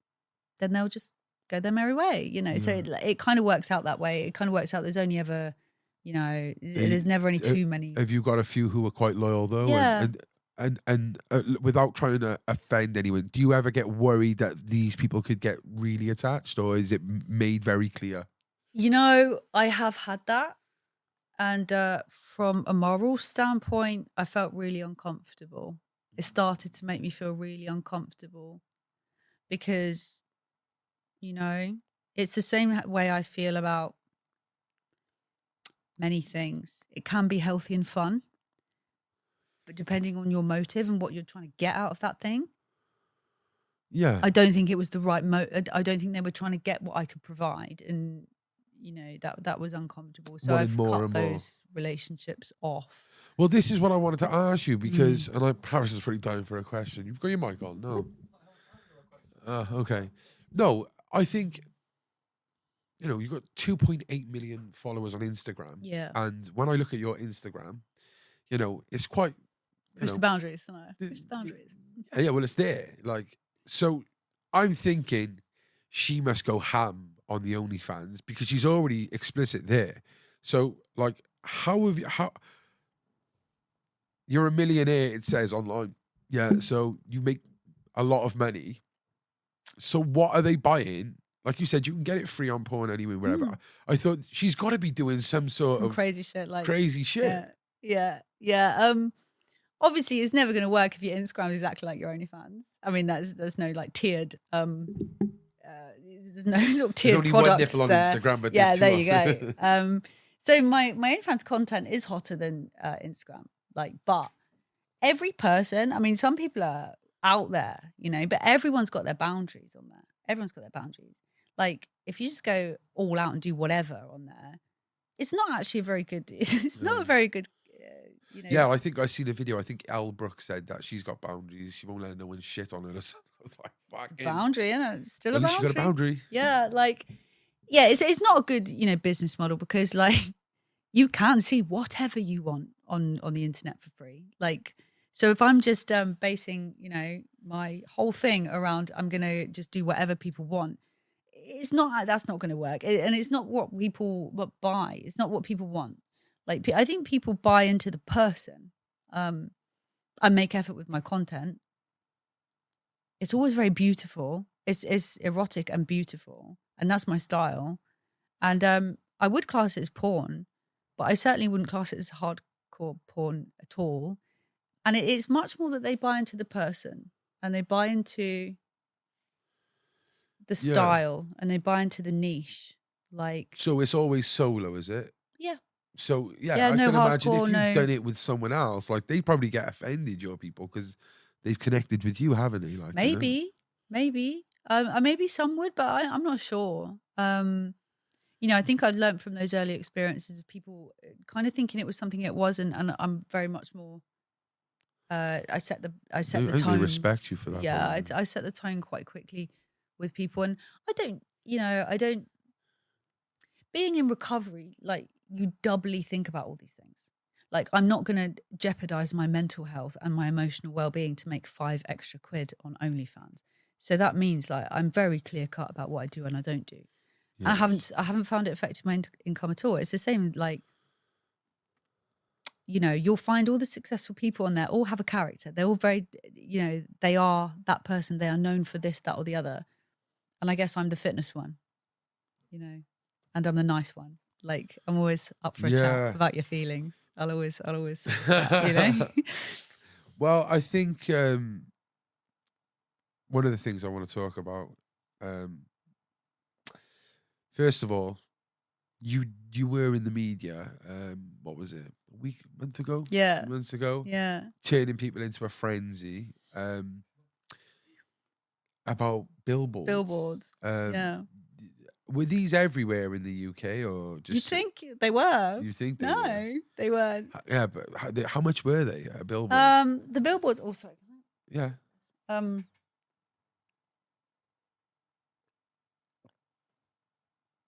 So eloquently sipped. Quiet, sorry. It's just away from the mic. The billboards in total, they were 10K in the UK, which is, I don't know, that's the price of 2 promos on Instagram. It's, then I had some in New York as well, which nobody batted an eyelid about. They were in the middle of Times Square in New York. It's just a cultural difference. Nobody cared. So there were another 10, I think. So. Did you see any growth from them? Do you know what? That wasn't really the point. Like, that's not the point of advertising anyway, is it really? It wasn't the point in those ones because I kind of thought, who's going to walk past a billboard, stop? Because of the stigma around this whole thing, no one's going to be stopping and writing down the, so that wasn't really the point. What was the point? I feel quite strongly about the stigma. I feel quite strongly about it in the sense that, we were just talking about, drug use and things like that and how stigma doesn't help. And I don't think it helps anything. And in an age where OnlyFans is a household name, if you've got a mobile phone, you know what OnlyFans is. Yet we are still kind of all just turning a blind eye to the fact it exists. And I don't think that that is healthy, given how many people are joining up to the platform with no idea how to safely use it, no idea who to talk to if they're feeling a bit like, oh shit, I'm feeling a bit uncomfy. Complete isolation. Nobody knows they're doing it. It's so my idea was to go, you know what? This is legit. It's legal. Why can't I put an advert up? And then I think the idea was to go, right, here it is. This exists. We talk about most other things that can be damaging. And there is an argument that porn is damaging. I am of the view that it's not porn. I mean, mostly every adult has watched porn. It's the relationships that can develop around porn and sex and stuff like that when everything's underground and everything's shameful, That's where I've seen creators run into problems and subscribers run into problems. So my idea was like, hey, with that. I see that. Yeah. I think the one thing I would say is, look, we are here to destigmatize drug use. And I want kids to know the dangers and boundaries of cocaine, alcohol, heroin. But I don't want them to take heroin. And I do feel that a lot of younger generations are simply thinking, why should I work when I could go and do this, when I can do that? And I don't know. I do feel that part of it, the worry of look where Yeah. we are in our society. Did you ever consider that when you've done those billboards? I don't think my billboards have made a blind bit of difference to whether people, 4 billboards in tiny little areas of London, are making a blind bit of difference. This is my concern. Like, I've been approached many times by young people and adults that have no clue what it really takes and what it takes from you and what it takes from your life to run a page on OnlyFans. They think they're going to just put a pick up and earn $1 million, right? So I'm not disagreeing with you. I'm actually agreeing. But I think what my billboards did and what the hope was is people would start talking. People would start actually going, oh shit, like this is actually, everyone's doing shit. We should probably address this. We should probably address this like we do Talk to Frank and we do, So Gamblerware and we in do. a way, it was kind of like a double-edged sword where, yeah, okay, of course, I'm trying to, if I get eyes on me and promotion, great, but at the same time, I want to highlight the dangers to it. Is that what you're saying? It was to start a conversation. Okay. Like, I actually did not expect any positive response from those billboards at all towards me personally. And I don't think I gained any subscribers, I think I knew that wasn't going to work for subscriptions. Obviously, inadvertently, my logo was everywhere because people put it everywhere. But it was actually the guy that graffitied it, which, started the whole thing.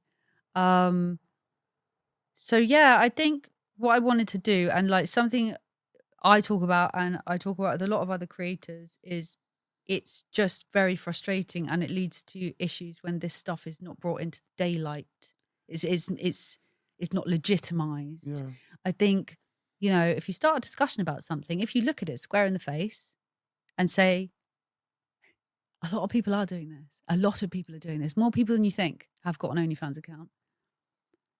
How are we going to regulate this? Like, what kind of discussions do we need to have with people? What advice do we give people around this? Like, we give advice reduction. around, kind of like Similar to harm reduction. Yeah, we give advice around most things of an adult nature. There's billboards with alcohol everywhere. The difference is we talk about alcohol. We've established, like problems can happen with alcohol, but there are strict ring fences with alcohol, and people do, From a male perspective and from someone who, like, just speaking to other people, the frustration is from people is how, we go out and do our graft and work hard and do this, do that. And then females or males can just go on there and just put up a cheap thing and make so much money. But there's nothing good coming of it. And I think the other side would be that worry, and that it is just a bunch of vulnerable people who would never have sex are the ones who are would say they're being fleeced or floundered from it. Yeah, I mean, most people go on OnlyFans to have fun. Like, most people will spend the entry price, chat, and then that'll be that. With regard to kind of what you first said about people, instead of getting real jobs, they will do this. Those people won't last on OnlyFans. They will open an account, realize that, I actually have to do things, and they will leave. Like, so I don't think it's cultivating, an idea of, I'll never have to work. I'll just do this. Screw that. Do you think it's similar to probably setting up a podcast where you think, just set up a podcast. Let's do a podcast. Yeah, like, and they don't realize how hard it is, and you'll get the one-hit wonder who might do it from his box bedroom and make millions. Yeah, but I think you probably get it. Like, you get people probably saying, "Oh, I wish I could do what you do. It's just fun." I was going to do a podcast. Yeah, or it just I'm going to looks do like a podcast. so fun. I bet you don't even have to. Like, I bet it's just great. I bet you just have to interview people all day. And do you get that from people? Because that's what I get. This is the golden bit. This is great. This is what I love. But there's, the shit I have personally for it is not good. I can imagine. And also, even like, the backlash aside, which you must get sometimes. You broach like difficult topics here, and I obviously get as well. Even with that aside, the mechanics of the back end of the whole thing. I mean, the editing, the setup, the checking the algorithm, the posting at the right time, like the checking how it did, seeing how you're going to do it next time, like getting the guest, arranging the guest, rearranging the time, like batching the content. It's actually a real job.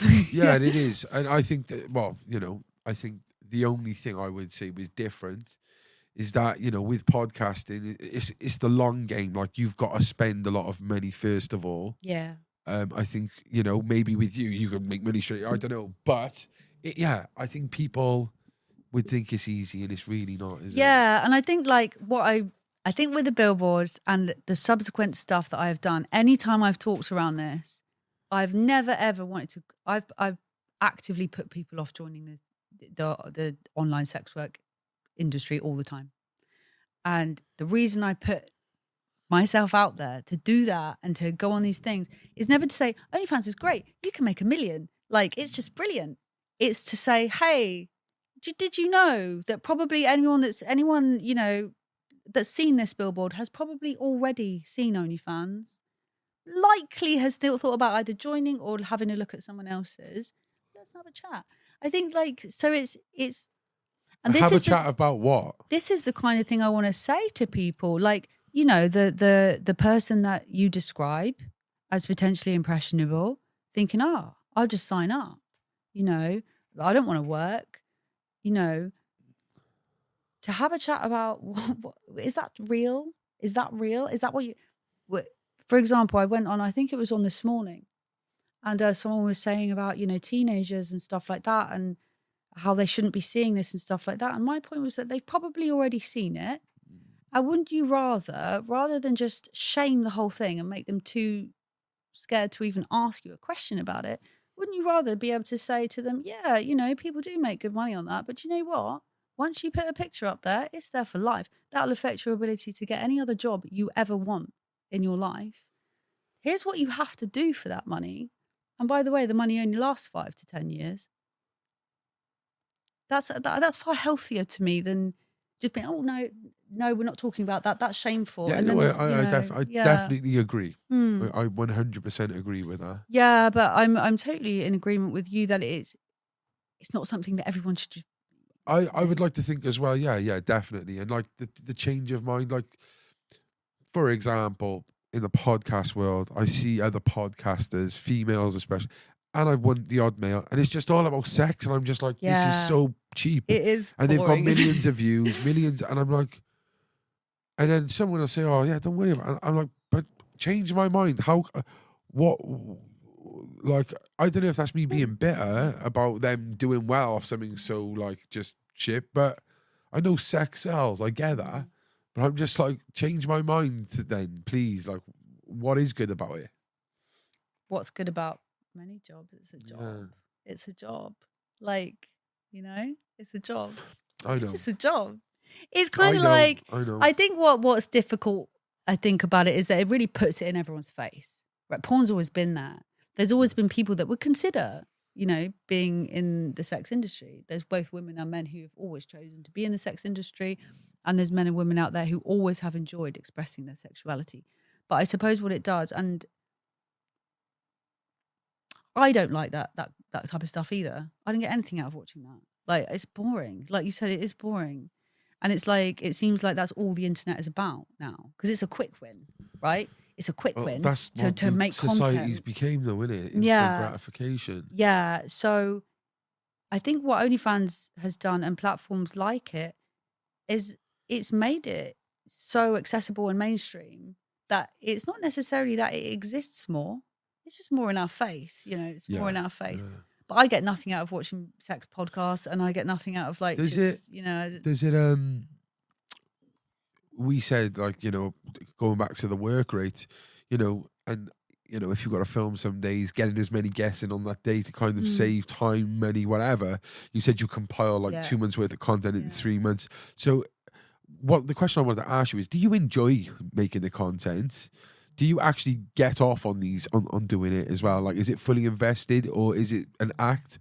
Because if that, whatever the case is, to do it in the space of 2 days, 3 months content, it must just be tiring. And is it enjoyable? So my social media content is the batch stuff, and I thoroughly enjoy making aesthetic, pretty content. You know, I just really like it. I've always liked it. Art. Yeah, the Instagram stuff, really, isn't it? Like, you know, different backdrops, different clothing. Yeah, I mean, in that sense, there is a bit of thought behind it. I Yeah, mean, yeah. everyone's posting a hot pic these days, as you just said. Like, so you got to make yours different, cool, and like think about the light and stuff like that. That's cool. With the other stuff, with the OnlyFans stuff, with the more like erotic stuff, I have really tried to do that when I'm not in the mood, and it doesn't really work. Sometimes you just have to. Sometimes you just have to. Sometimes you got to go, man, okay, I've just got to make this. But I will try because I've got all the social media stuff out of the way. I will try and only make it when, I'm inspired to do so. Yeah. Or, yeah. It's what's harder is talking, giving off myself emotionally to people when I don't fancy it. Because you have to do that. Like you do have to do that. That's the tough bit. Yeah. That's the tough bit. Yeah. Yeah, I know. I understand that. It must be tough. What are typical clientele? I don't know if you can go into this, but do you get many females? No. No. One or two. You do get females, but I would say it's like 90% male. 95. Okay. And for anyone out there, we're not trying to promote OnlyFans, yes, guys, but what are the do's and don'ts? What are the do's and don'ts of OnlyFans? I think I've covered a few don'ts, and a few really think about these points. I think I've covered a few like think about these points. Yeah. Like, don't assume that no one outside that platform is ever going to see your content, because if you're successful, they will. Say that again, sorry. I think some people think that they can do this and they don't have to tell their partner or their friends. Okay. Which again, it comes back to the whole stigma. If there was less, anyway, what I'd say is they will. If you're successful, they will find out. Don't think it's just like put up a picture and you're done, because that's the 1%. Do plan ahead of what you're going to do. And do get off social media sometimes. Like, get off. Like, yeah, I learned that one the hard way. As for what content you make and what you decide to do on there, don't just assume you have to do like really dirty shit. If you don't want to, if you want to, go for it. But like, don't feel like you have to go beyond your limit of what you're comfy with. Yeah. But yeah, I think the most important thing that I would drive home anytime someone asks, oh, so how much do you earn on OnlyFans? Like, or any of these documentaries I've done, whether they've cut it out or they've left it in is I don't know. But I always just say it's not a quick win. Posting a sexy pic on Instagram or say YouTube, sex podcast, that's a quick win. That'll get you loads of likes. OnlyFans is not a quick thing. It's a long game, like podcasting. And if you're not fully sure you want to do it, don't, because you also sacrifice any opportunity to have a different career in the future, which is mental. So basically, maybe put that in a more stronger way for people. There's no going back then. No, there's not. There's no going back, and I think that's really Pandora's important. box. Yeah, there's no going back. Like once you put yourself out there like that, it's out there. So really think about what you want to put out there. Yeah. Yeah. And then think if it's worth it. Even if you do end up being like one of the top percentile that will make a lot of money, that's not forever. I mean, it's a bit like a footballer, right? Once you pass your sell-by date, you past your sell-by date. You have to really think about how you're spending that money as well. But do you think that you will? Have you got an exit plan with this, or are you going to be Eliza Rose Watson? The Imagine I'm just like 80 years old, like booze swinging to my ankles, and I'm just still going. Yeah, but I'm sure there'll be a market for it. Well, of course, the market for everything. But this is what I'm saying. Like, is there an exit plan with you? Yeah. Or do you really enjoy it? Is it just for the fun? I don't know. Do you know, I do enjoy it. I enjoy it for multiple reasons. I like the creativity behind the content. I like the constant challenge you're placed under when the social media rules change, and I like strategy things. I like looking at patterns and stuff like that. But I don't want to do it forever. No, like I don't want to do this forever. It's very tiring. It's exhausting, actually. Like, so I've looked into kind of starting to teach myself investing, like stocks and shares and stuff like that. and a bit Well, of if you want to property. be our sponsor, we'll get a billboard out. I'm joking. Imagine just No. like my face. Yeah. And like, No, I think you'd lose loads of followers. To be honest. I think you'd kill your podcast like that. Yeah, no, that was a joke, obviously. Do you? Oh gosh, I forgot what I was going to say there. I had it in my head. Basically, do you think that other people, other people watching, this is something that I forgot to go on to when we were talking about the dangers, maybe quickly, but people who are in relationships, people who are underage, they are contacted, they are able to see your content. Yeah, does it play on your mind at all? People who are in relationships, yes, they're able to see my content. I'm a person that You're an adult. I'm an adult, and I also know, like, I was like debating on something or another about porn, right? Like the audience of Pornhub is bigger than the entire UK. Like, people watch porn, whether they're in relationships or not. Like, so I'm of the opinion that someone's going to watch porn, someone's going to look at porn anyway. Like, someone's going to do that anyway. So, hey, I'm not too bothered about that. If it comes to the point, and I have had this, where people are actively slating their partner or saying, oh, my wife or my girlfriend doesn't, put out, or, she's a bitch, I'm not going to play into that. Like, if anything, I'll try and suggest that they maybe talk with them. Or have you thought of, like voicing this to them? That kind of thing I don't really like. But if they're coming on to just have fun, watch porn, like watch hot videos and stuff like that, whatever, like I'm not bothered by that. With underage people, it's actually very difficult to get into an OnlyFans account if you're underage and that account is set to 18 plus. It's very difficult. So, like, even me, like, I bought a new phone. I can't, I have to ring up my network provider and provide my debit card and my ID in order for them to unblock any adult website. Then to subscribe, you have to then put your card details in again and verify that you're the owner of the card. And then they have measures when you're on the site. If you're brand new, you can't really buy anything for the first, like, however many days and stuff like that. So it's quite difficult to actually access OnlyFans. As to how I feel about underage people accessing porn in general, as in on other platforms, that's a different topic for me, I have to ask you, I don't know about your relationship right now, but just an example, would you date a man who was subscribed to an OnlyFans? Yeah. Yeah? Yeah, I mean... Do you have to say that? No. Like, there are some women and men that if their partner wanted to access adult content on the internet or something like that, they would not be having that. There are rules in some relationships where no, that's a no. In my relationships, like, people watch porn. It's okay. It would be different if they were meeting up with a girl in real life and having an emotional relationship with her. Yeah. But watching porn is watching porn. It's just... But what about, would you date anyone else who does OnlyFans? Yeah. I mean... Is that something that you'd have to say, otherwise it would be contradictory? No, and I kind of had to think about that one because it depends on, again, it all comes down to motive. Why have they joined? Is it a fun job?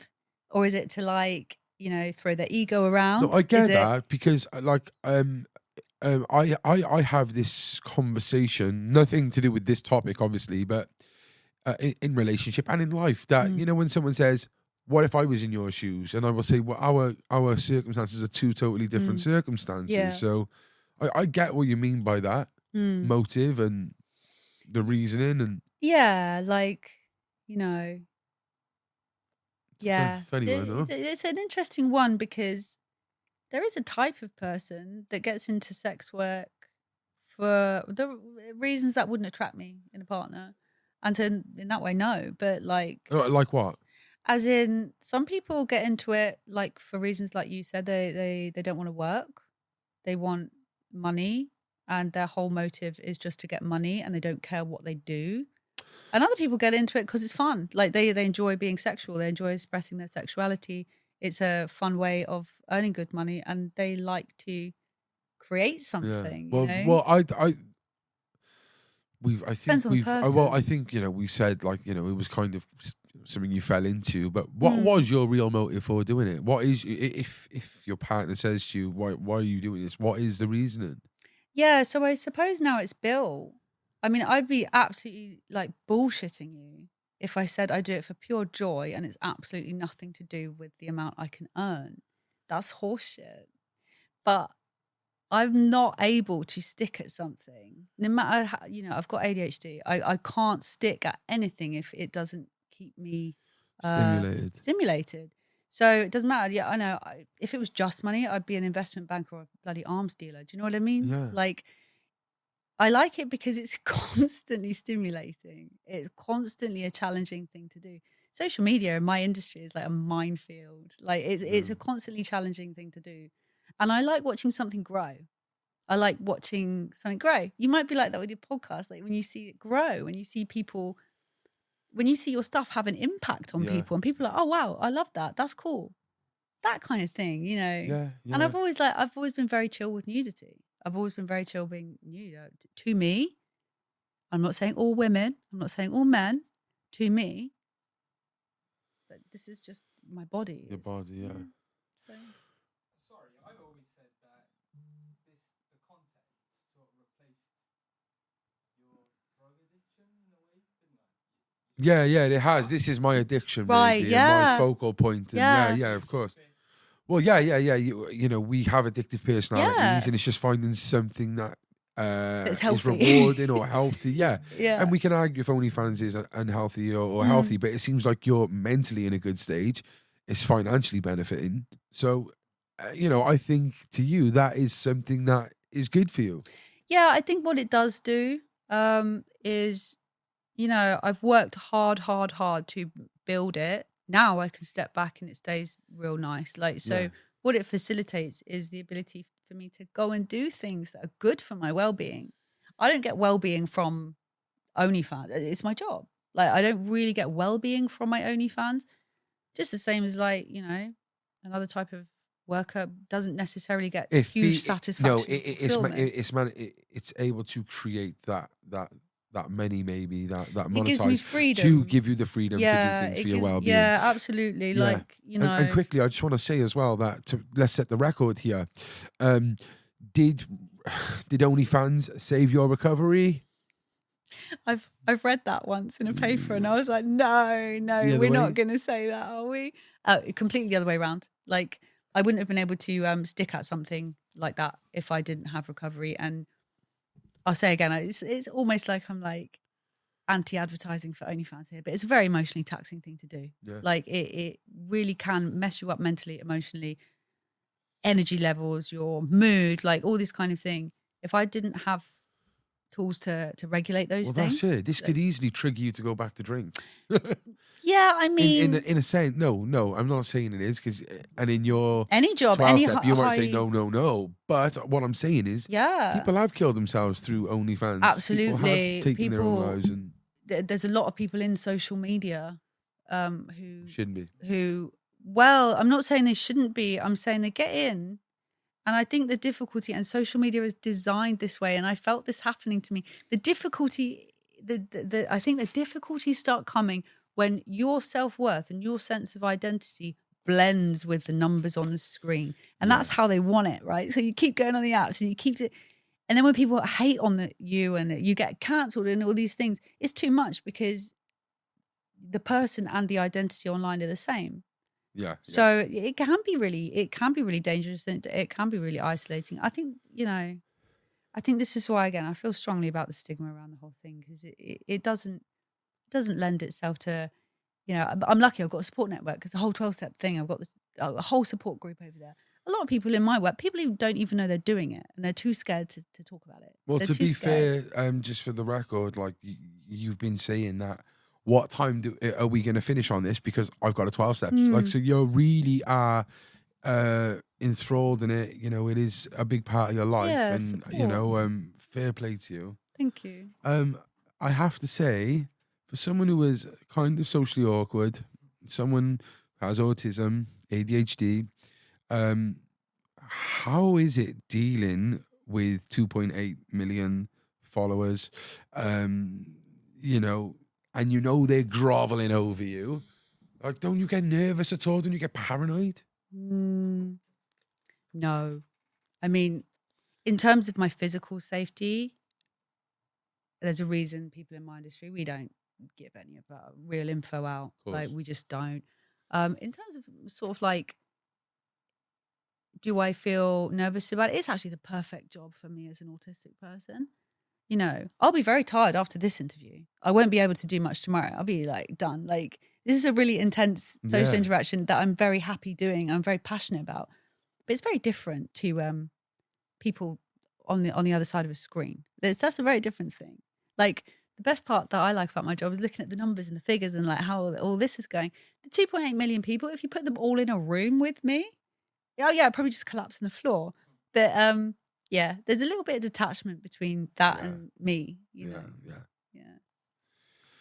Well, I've got a couple of questions here. Okay. From some fans. So this is like split from some from you, some from me. And guys, just want to say, we have kind of, you know, gone quite appropriate with them because there was some fucking absolute filth.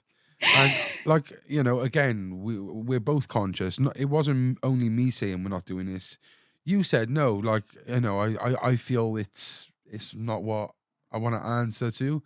And I think anyone else in OnlyFans would be like, yeah, give me a bit of that. Like, but that's what I respect with you as well. Is you don't just give that up, do you? Like, you know, it's sacred. No, it's, you know, it's everyone's. You know, some people are different to me, but if I'm not comfy, I'm not. You know. So the first respectable one is right. What's the biggest cock you took? I'm joking. Do you know what? No, I'm joking. Considering what it could have been, I'm actually quite impressed with the level of civility of that question. So it wasn't on there. It was a joke. Thanks for answering that. Okay, so has having a visible six-pack ever hindered your modelling career due to stigma?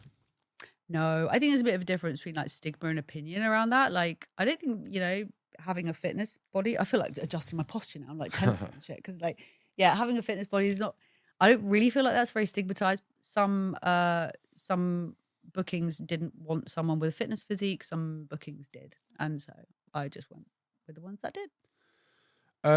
Have you ever done any work on yourself? Like plastic?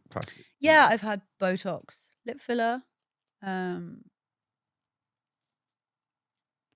I had like hip filler once, which was weird. That was a bit of an experimental thing going on. I had my boobs done when I was like 18. So they're the same ones. They're still chilling. They're vintage now. Yeah. Vintage now, yeah. Any discount for new subscribers? Yes, if you go to www. No, I'm only joking. You have to find out for yourself on that one. Promo code Stay Central. Yeah. The Central Club podcast. Free 10-minute video if you mention Stay Central podcast. No, that's not real. But you can see how many times I've done that now. Do you just out of curiosity, do you get like private videos that you do leaked on maybe Pornhub? Yeah. You do you? Yeah. It's a fucking joke, isn't it? Yeah, I mean, again, it's just collateral damage. It's just what happened. Did you just say collateral damage? Yeah. Did you? Yeah. What's the protection around that? I thought it was like highly protected on OnlyFans. I mean, you have to be. I've done it. I used to be a web developer, so I hacked my own OnlyFans to see how to do it. You can do it, but it takes a god awful long time just for internet brownie points, you know. So I almost think if you've gone to that length to get that video. Again. Can I ask that question again? Yeah, go for it. What was? Oh, well, elaborate on it when I'm done then, ready? Yeah, sorry guys, if any of you do want to get discount on the subscriptions, it's /Stay Central for 10% off. Hey, yeah. They'll be really disappointed when they don't get. I will get subscribers like being like, where's the video? Yeah. Like, yeah.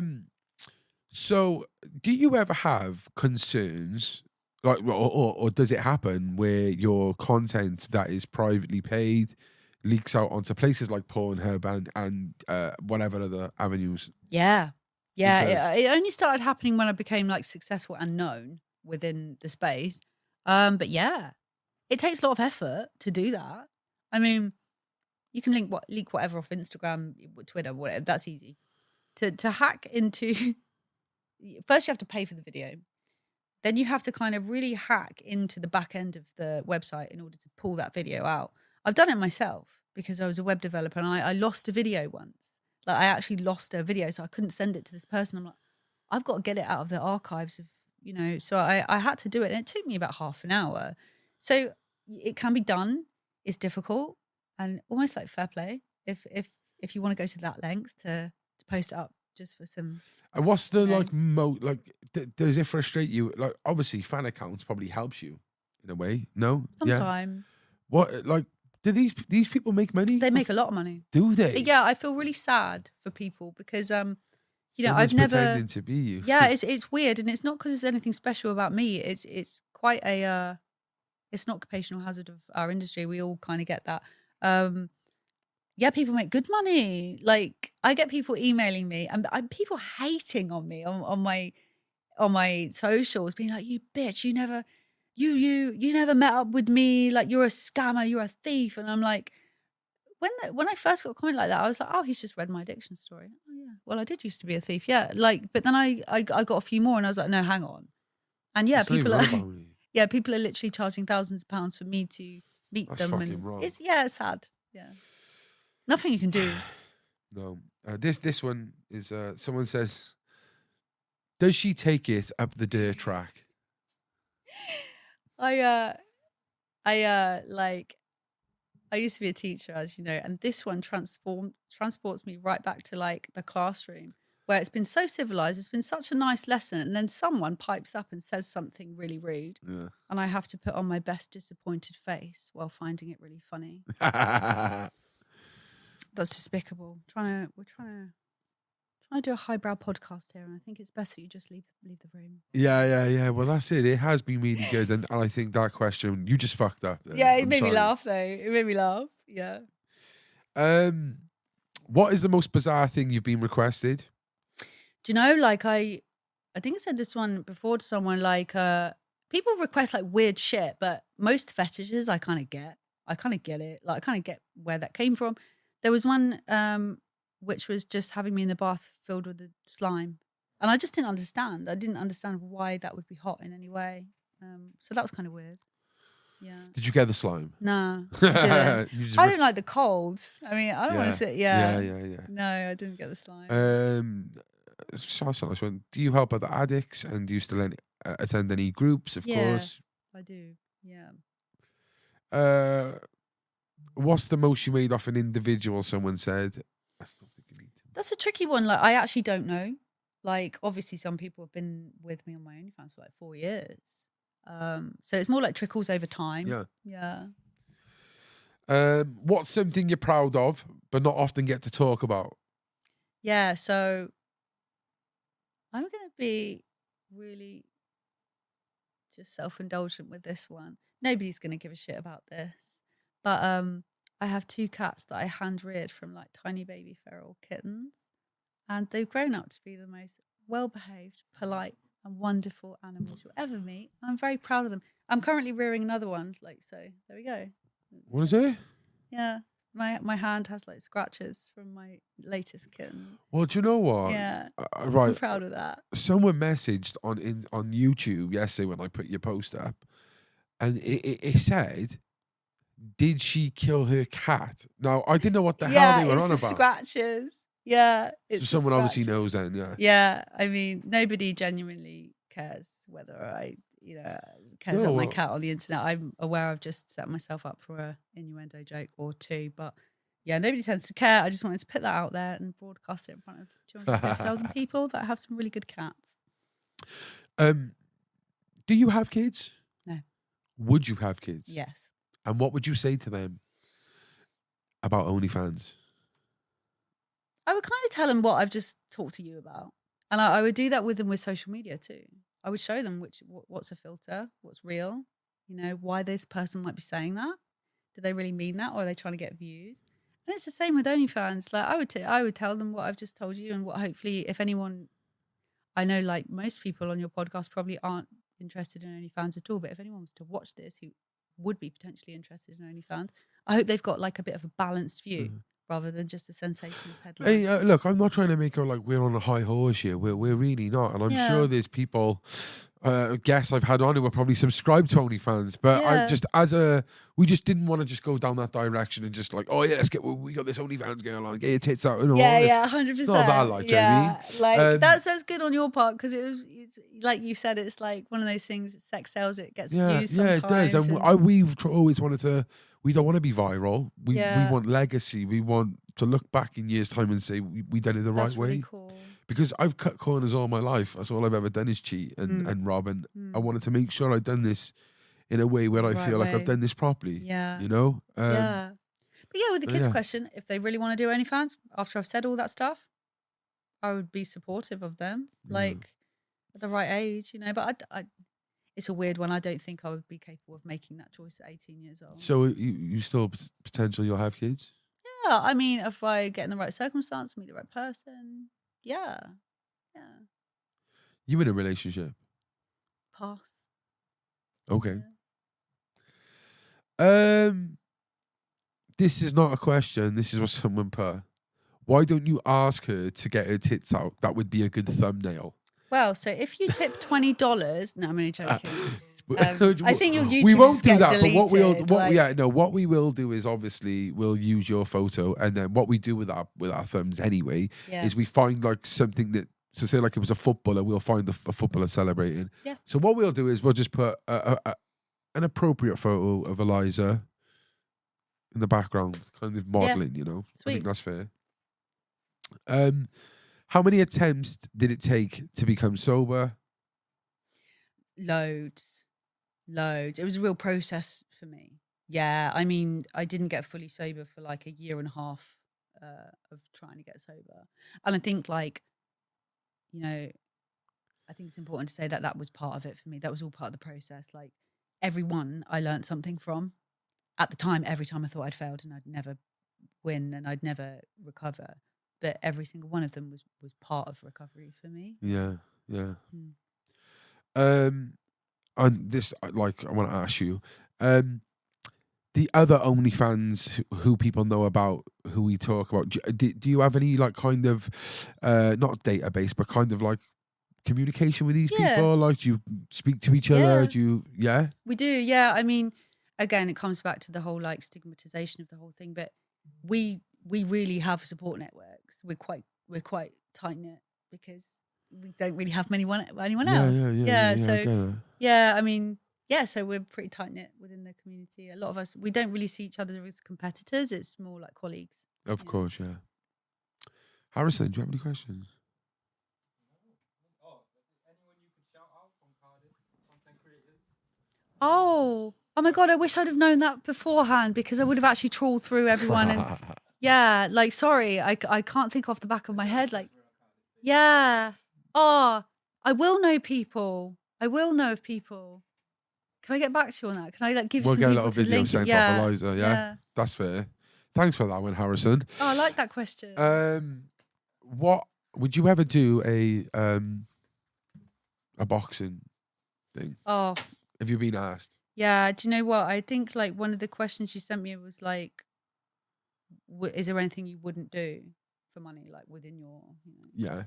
And obviously we established it's quite a lot I don't do on OnlyFans, but the one thing I would never That's ever why do, I left it out. I would never do is I wouldn't do influencer boxing. No. Do you find it cringy? Well, I can't make eye contact with other human beings for a start. Like, so the autism kind of gets in the way of that. I don't necessarily find it cringy. Do you think so? I don't know. I feel like I'm looking at your mouth. Are you looking at my nose? I am. See, so I'm good at it, but yeah. I don't necessarily find it cringy. I just think before I did something like that, I'd really want to train for it because I've got a friend who is actually in boxing, and her kind of view is kind of like it makes a bit of a mockery of the sport. Yeah, you know. So I wouldn't want to just go in there and windmill around and and also I don't really like conflict. Like, I'd probably hit someone and say sorry. I was going to ask you if there was an OnlyFans girl you would box, but you probably go, there's no one. Like they're all nice. There honestly genuinely isn't. There'd be some people that I'm afraid to box because they're actually shit hot at boxing. Like, but yeah, I mean, I'm so conflict avoiding that I just wouldn't. I would hit someone and immediately apologize. I'm and sorry. Run away. Yeah. Yeah, that's what I would do. Yeah. Well, I must say, Eliza, honestly, it's been really nice talking Yeah, to you you. too. I hope that the people watch this will take something out of it. You know, and if they don't take anything from the OnlyFans, just know that there is a turnaround story for everyone, and Yeah. anyone. It's never too late for anyone. 100%. I would say. The fact that you've come through the other side of addiction, especially with some of the problems you had growing up, diagnoses, like you said, that you found out about years later, to do what you do now is commendable. So well done for that. Thank you. What we do with all our guests is we ask them, it's normally that camera, because you're in my seat, it's that camera. And if you could finish with a positive ending, a positive message. Now, I would probably say, normally, whatever the topic is, to tell them about this. But I want you to give your own here, because you could talk about addiction, you could talk about the awareness of OnlyFans. I don't know, but down there in perfect Central Club fashion, can you send a positive message out to the viewers, please? Sure. I think this addresses like my concerns on kind of both. Okay. If you're struggling with something, you know, talk to someone. You are worthy. You do have value. Shame it's only going to make it worse, and there will be someone out there that understands you. That's kind of it. Yeah. I mean, that I think that sums it up. Yeah. Oh, that's amazing. Thank you so much. Before we go, we need to shake hands. Thank you so much for coming. Yeah, Really appreciate been really it. great to come on. No, Yeah. it has. It's been good. I was actually going to say that at the beginning, like as an No, this is Instagrammer, not this even is great. Like this ain't a joke. Nearly every guest I've been with, Really? I finds out we've got like some mad tone going on. that's Yeah. kind of cool. It looks like it's been planned. Like this is the kind of thing you haven't plan in an Instagram post. Yeah. Yeah. Well, yeah. Thank you so much. It's really been good. I hummed and hard for a very long time, and I couldn't think of anyone better. It couldn't have been Al Brook, someone like that. She's cool in her own way. I mean, if you want if she you comes want a with her full out niceness now. OnlyFans, No, but I think episode. she's given it a bad name. So I would say that. yeah, it's you might think of it different if you think of it like that's on purpose. Like she's doing that on purpose, literally on purpose. Like, but yeah. Oh well, I'm glad. It's like 6ix9ine the rapper, isn't it? Like, I mean, he's a troll on purpose to get them. Yeah, views. yeah. I get that. But yeah, no. What I think what I'm saying without trying to badmouth anyone is I couldn't. Yeah, you. I'm so glad we got to interview you. Thank you, and like it's been really nice to come on, and it's been nice to talk about OnlyFans in a way that has been absolutely nothing to do with. I mean, that's all fine. Like but it's been really nice to talk about the stuff that actually I find are serious things about OnlyFans and Yeah. interesting Well, is there things. anything else that you thought that maybe would be important? I think I kind of drove it home. Like, yeah, I think I drove it home. Except for maybe just saying that, like, it can be a choice. It's not just people that are desperate and have nothing else to do. It can be a choice, and it can be a really fun and safe thing to do. Like, you just have to think about it first. Like, yeah, well, I think I said that. Yeah. So, No, you did. Well, guys, I hope you enjoyed this podcast. I say guys because it probably will mostly be guys. Yeah, I hope you enjoyed this one. If you want to support Eliza on her platform, it is.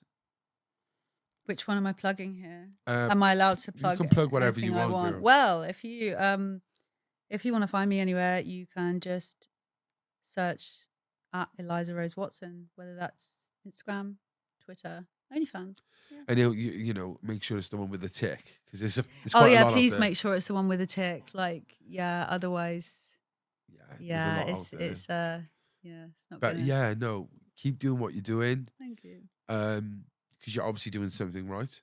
congratulations on your recovery. By the time this goes out, our Lad Bible will be out as well. So Yeah. make sure everyone, if no one's seen that by this time, go and check out our round table. Yeah.